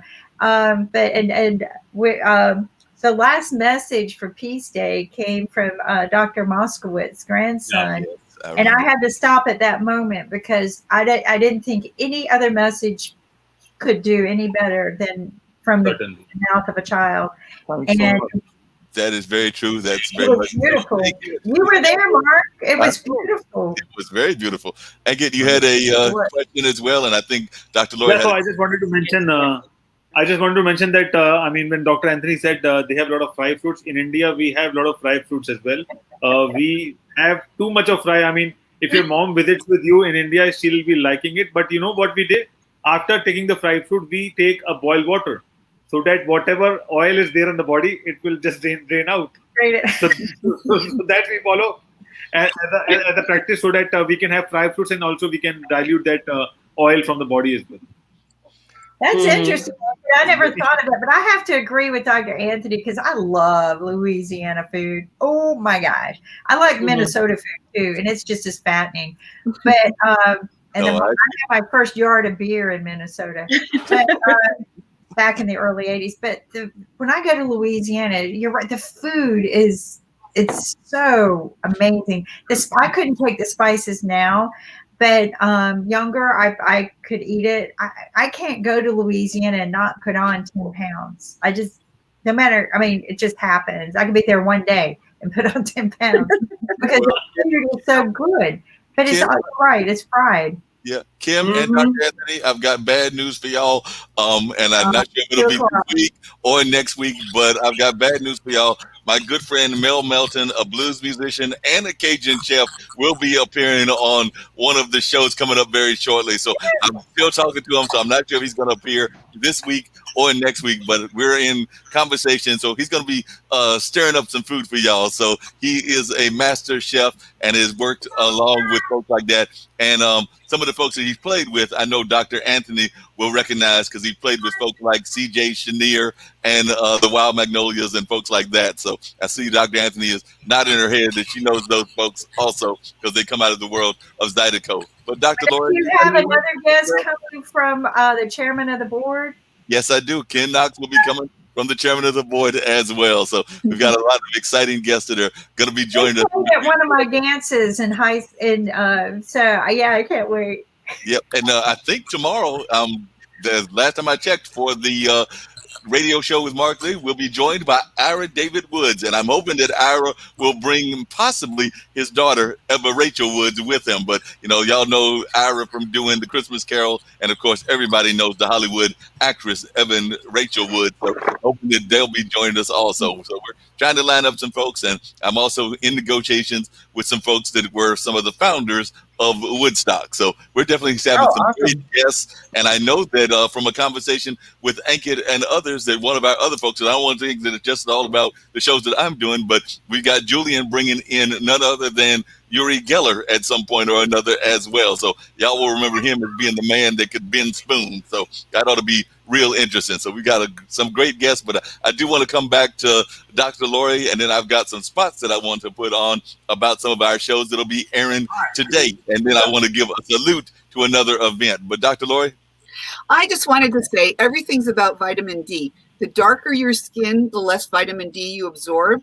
And that's obviously only one of many reasons why there are the racial disparities in health. But people with darker skins really need to make sure that their vitamin D levels are adequate. That's all I had to say. Well, I appreciate you saying that. That's very important that we learn those things and everything. And by the way, speaking of things that we have to talk about that are very important and all that, we do also need to remember the folks that are suffering in California, the wildfires that are going there. And I know that we had an event yesterday because I actually popped in and chatted with the man behind the plan, none other than Jeff Eachin that does Weed Wednesdays. But he was out there raising money with a number of musicians from that community. And I was impressed with quite a few of those musicians. There was everything from a folk singer to a young musician who I think actually lost his home. But he was one of the guests, and definitely there were some others as well. So I popped in there. It was actually one of two Zoom things that I popped into because this is the week of, or this time of the year is a time that folks are celebrating Pride Week. And my friends over at Pinhook, which is one of our local nightclubs, they were having a event. So Kimberly, I was having way too much fun with them because I discovered filters. So I was actually playing with the filters and threw on like a cabaret hat and some other little hats that I might play with on some of our shows as well. So I've discovered that we've got filters where I can put on the cool shades and everything else. So just to have to give those great events a shout out because they were doing some great things. But we have two great shows that are coming on later on today, and I want to put on a spot for both of those. One being American Politics. Y'all know I'm a big fan of Bill Tresmount, so definitely about to put that one on. And then a show that I know both me and Kim will be checking out afterwards, which is Talking Upstream. So we like to talk upstream, so I'm going to put on American Politics right now.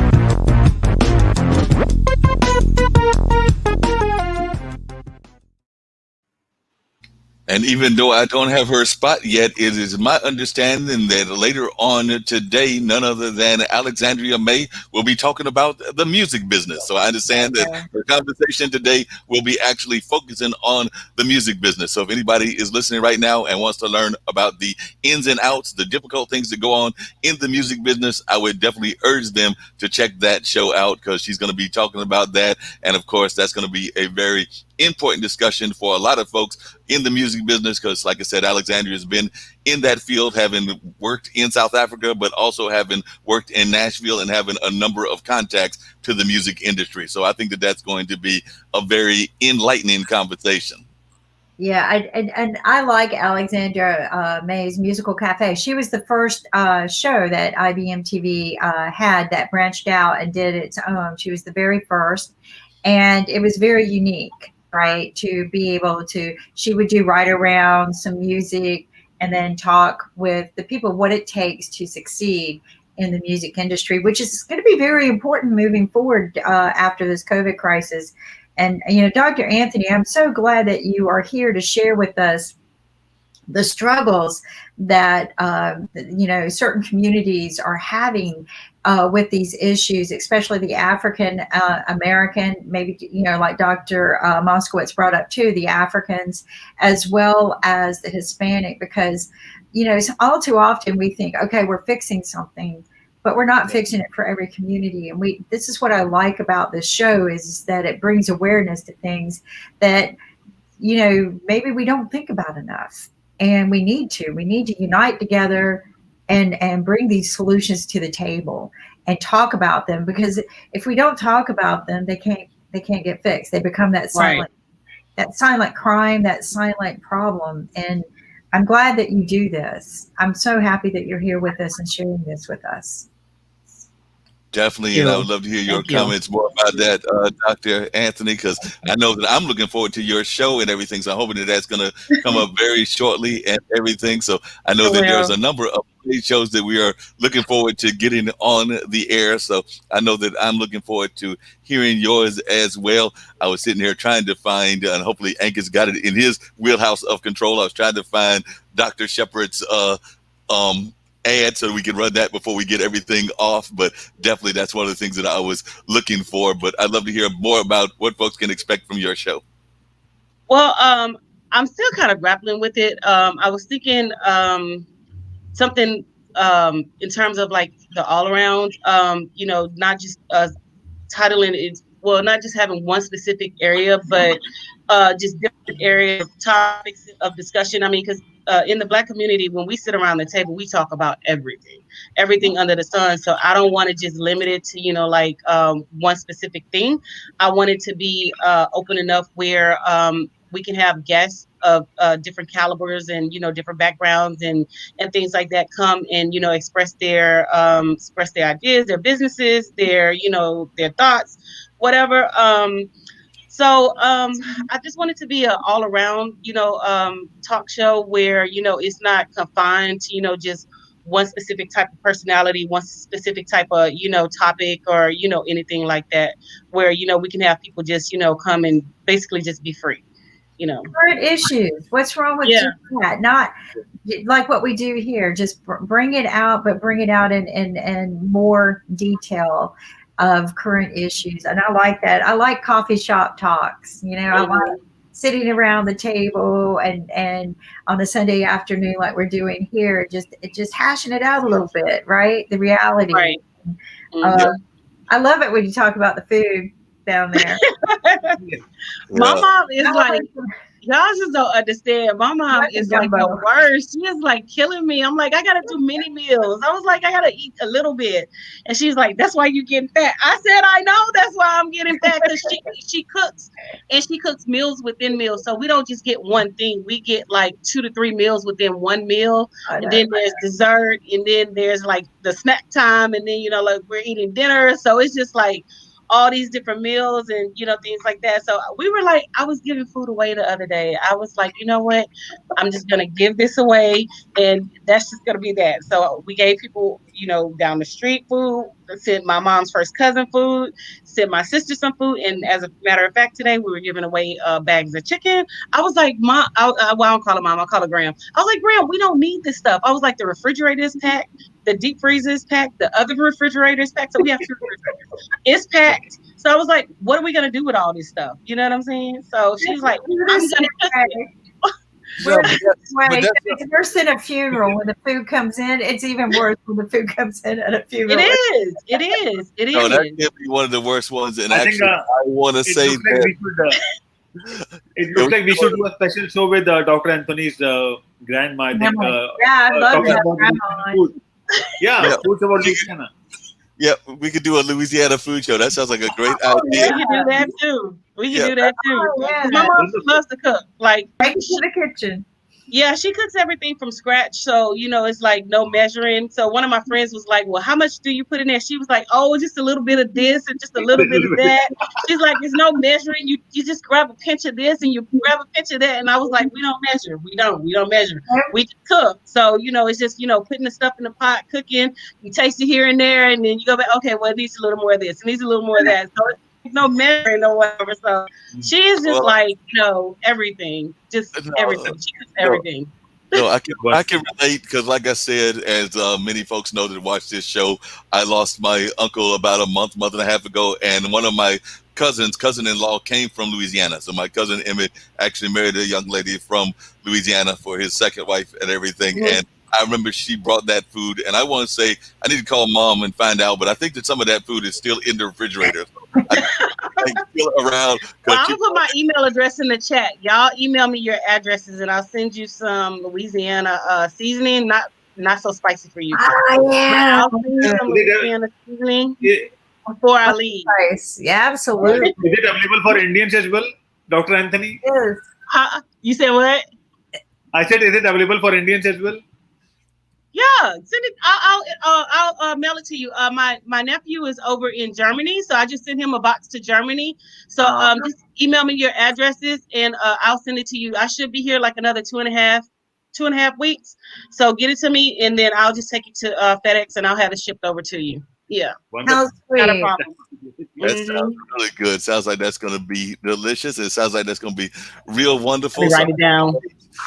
Kimberly, and then before we wrap up everything, and hopefully Anchor and myself can figure out where Dr. Leon's ad is hiding at and everything. But before we get to that, already up to me. All right, cool. So if you would, Kimberly, what other shows do we have that you want to talk about that folks might be interested about? That I know there's a number of them that folks may be interested in learning about. We've talked about some, but maybe there's some others that you want to reveal. Well, so we're going to be talking with someone today about a new event coming up next year that actually spinned off from the Independence Day, but it's a tour.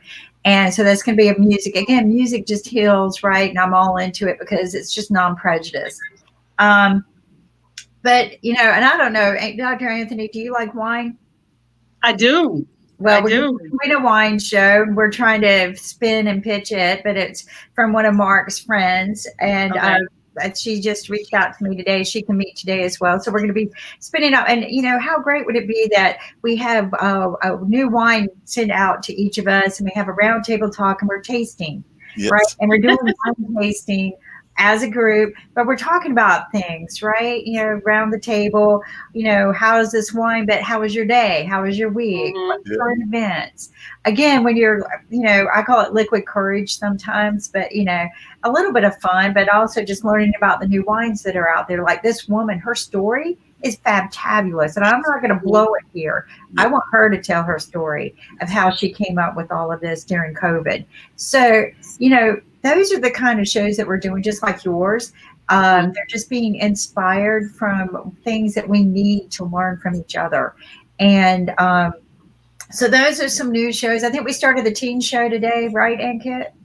Yeah. So I had to go do something today called a little chore that I haven't done in a while. So I could not watch the teen show this morning, so I'll watch it this afternoon.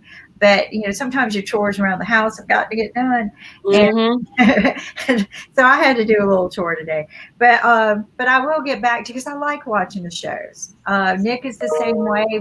We try to watch as many of the shows as we can. We might not be able to watch them live, but we always get together and talk about, did you see so and so? Did you see that? So don't think that we're not watching it when we're not watching you live. But those are the things, Mark, that I think I'm excited about. Mark has got this mystery guest dinner show going on.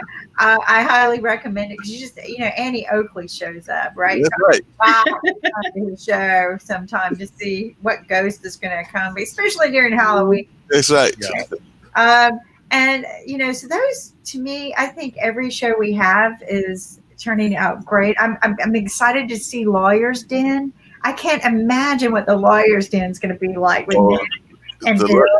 I mean, you started out with these two, right? Yeah. And I hope Roberto comes, because I just love it when Roberto from Italy comes in and talks. So those are, but here again, you can sit and learn and laugh, right? Because it's funny, but you're going to learn something.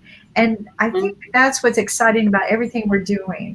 Oh yeah, there's so many amazing shows. I know for a fact that y'all have talked to me about the fact that I believe Scarlett is going to be bringing to us very shortly a show about AR and virtual reality and all of that. So that ought to be fascinating. And then there's the young lady, I forget her name, but she's traveled the world. She was part of our International Peace Day, and I think that y'all were talking about that she's going to have a show coming our way as well. When? Oh, Don't forget when. We have 50 shows lined up for next couple of months. So we'll be, hopefully by December, we have 100 shows. So there's a lot of shows we don't want to do, but we want people to stay tuned on IBM TV so that they will learn about what's coming in. Yep. There's all the Sharif of School of Economics, and what's interesting is I learned that people actually get up at 5 o'clock in the morning on Saturday to watch him. I'm wow! And I go, yeah, I really like watching his show, and I go, wow. So but it's such a part of a family, because like I said, we all appear on regular shows. Of course, we appear on the round table after Zach's show. So we do this on a regular basis, but we also appear on each other's shows. I know Jeff has appeared a couple of times on my show. A couple of other folks have appeared on my show as well. So we have a number of folks that appear. As a matter of fact, Dr. Anthony and Kim, and I am not always the most morning person, but I promised Mr. Mike with the Mind Closet that I was going to wake up, I think it's on Friday, and be on his show early. So I will be on the Mind Closet. I actually believe it's this weekend. I think it's just coming Friday. So he asked me to appear because he has a guest that he wants me to engage in the conversation with. So I am usually a later in the morning person, but I promised Brother Mike that I would take that opportunity to appear on that show. So I am looking forward to it, and I know that it'll be an engaging conversation. I hate that Ankit bounced off, because what I was getting ready to tell him is that I like to find, both with that dinner theater mystery guest, I like to find somebody from the United States, but I also like to find somebody international. So for the one this week, I think I'm going to try to find somebody from India. And I hate to tell Ankit, but it's not going to be Gandhi, because I like to find folks that they have to guess. So I'm going to try to find somebody political or cultural wise. I got one for you, but he's alive. Shadow Khan. That I would get it. But he's always talking about that. That one might be too easy for Ankit. I might have to find the number 2 or the number 3 star in Bollywood as opposed to Shah Rukh Khan, because he's always mentioning Shah Rukh Khan. So that might be a little too easy. But I agree. I'm gonna find somebody out of the Bollywood community or one of those other communities. And of course, definitely I'm getting ready to put on Lynn's thing about the dollar store, because we do want our sponsor to get their just dues as well. And then we'll get ready to wrap everything up, because I know I want to bounce off and catch a little bit of what Alexandria's got to say about the music business. And then both me and Kim will be sitting over there just trying to figure out what those two guys are doing with talking upstream.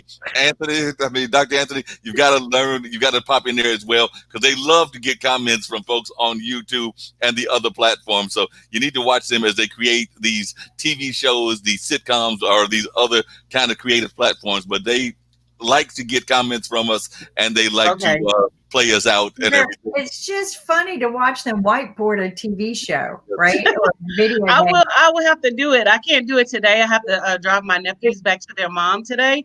So I will do it most definitely. The kids will love it. Any kid who plays video games, because that's what they do, is mostly superheroes. Right. Okay. Not all of their shows are about superheroes. And all their video games are superheroes. So the kids will love it if you get a chance to get them to watch it. Because now they can text in and go, no, let the superhero do this. you see Mark and I, we're the worst. Like, Don't do that. Have them do this. Yeah, I want that girl to have a lipstick in her purse and it comes out and it does that. War. Yeah. But the kids, I think kids, if you get them to watch it, because they are about positive, healthy things. It's not about all of those dangerous things. And again, and that's the other thing, the reason why I like Gamers Den, that they are really focused on, not just the dangerous stuff. They're really focused on the good, healthy mindset games. So, but I know I hate to leave. I love visiting with everyone. This is like my Sunday afternoon visit, right? Right. Uncle Anthony is always, we're going to have to get together in real life, but I hope you join the wine party. And thank you. Yes. Yep. So we're get ready to bring up the I'm dollar. getting ready to go Shreveport. So Shreveport. Yeah, I got to take the kids back. They have school tomorrow. Oh, Shreveport. That's a drive. Yeah, it's like about an hour and 15 minutes away from here. Long road drive, or are you taking the highway? No, I'm taking the highway, the interstate. Yeah, because we can do 80 on the interstate, so I'll get there in no time. I like the country roads, but what I found is, especially when I travel by myself as a woman, that sometimes the cell towers don't work, and so that's exactly. Safe. It's not very safe. So, and in Louisiana, on the back, I call them the backwoods, roads. It's not traveled as much. And so if you have like a flat or something like that, you are like right next to the swamp, and it's no telling what might not come out of there. Right. And so I'm not going that way. So I'm going to take the interstate. So if something happened, I'm right on the interstate.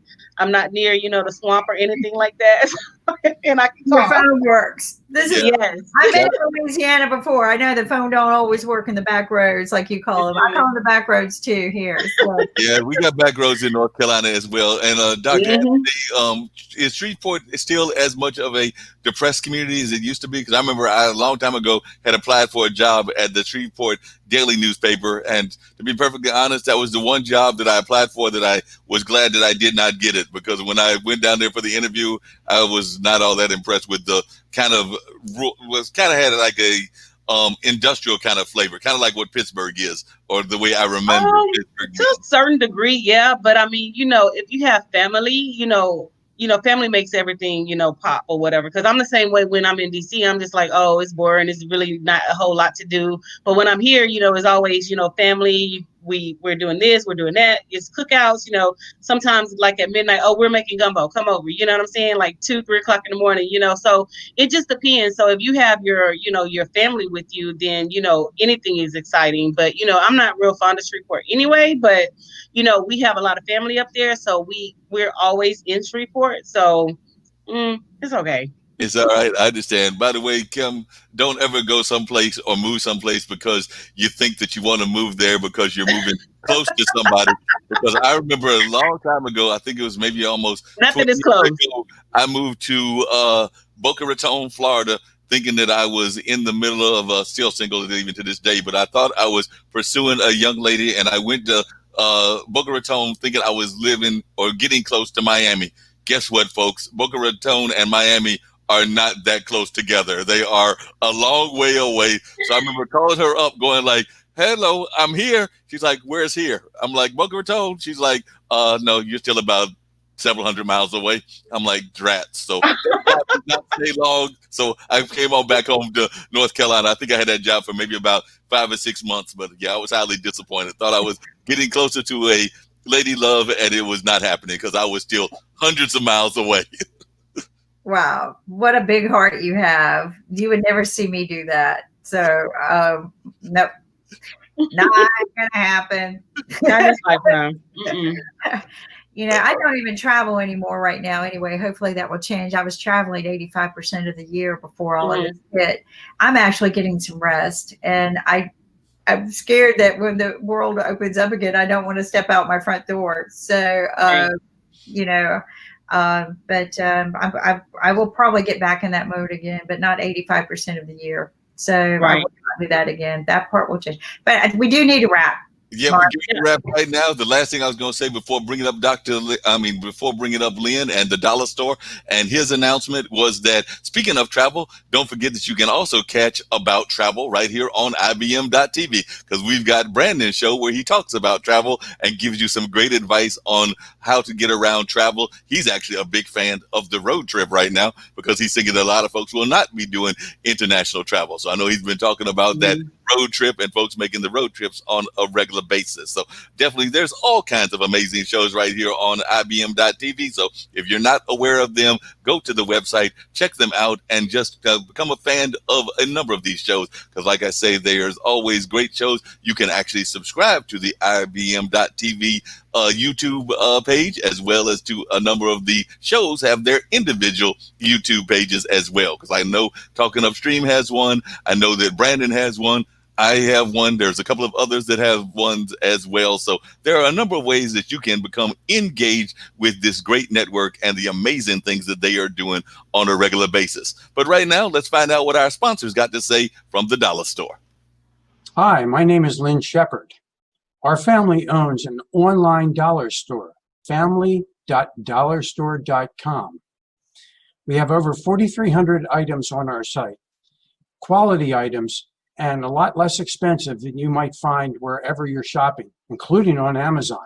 We deliver for free if you spend $25 or more. And we also have a gift token program. Now, gift tokens are just like gift cards that you would get to shop at CVS, Target, Macy's, or a lot of other stores. And when you sign up to become a customer, you immediately get $5 worth of gift tokens to be able to use before you even make your very first purchase. So we encourage you to sign up to become a customer. We are here because we are supporting a not-for-profit, Money Masters PBS. Money Masters PBS owns IBM TV. Now, the mission of Money Masters PBS is to narrow the gap between poverty and financial sustainability. Yes, that was another amazing show, and definitely some great and engaging conversation. And we will see you again next week, right after Funk Music with Zack. He's always on Sundays between the hours of 12 and 1. And then we have this great roundtable after the fact. So always an amazing conversation, and always glad to have these amazing guests. So it's glad to have our various doctors on, as well as members of the staff as well. So definitely it was a great conversation, and we look forward to seeing y'all again next week. Like I said, I will be joining y'all on tomorrow at the radio show with Mark Lee, and I'm hoping that I'll be joined by Ira David Woods, a very talented theater person from here in North Carolina, as well as some musicians. And I know that I'll have a musician joining me from California on the show entitled Mullins Music and Memories, and that's at 4 o'clock on tomorrow afternoon. So definitely some great programming that'll be coming your way, and we look forward to many of y'all joining us right back here at IBM.TV.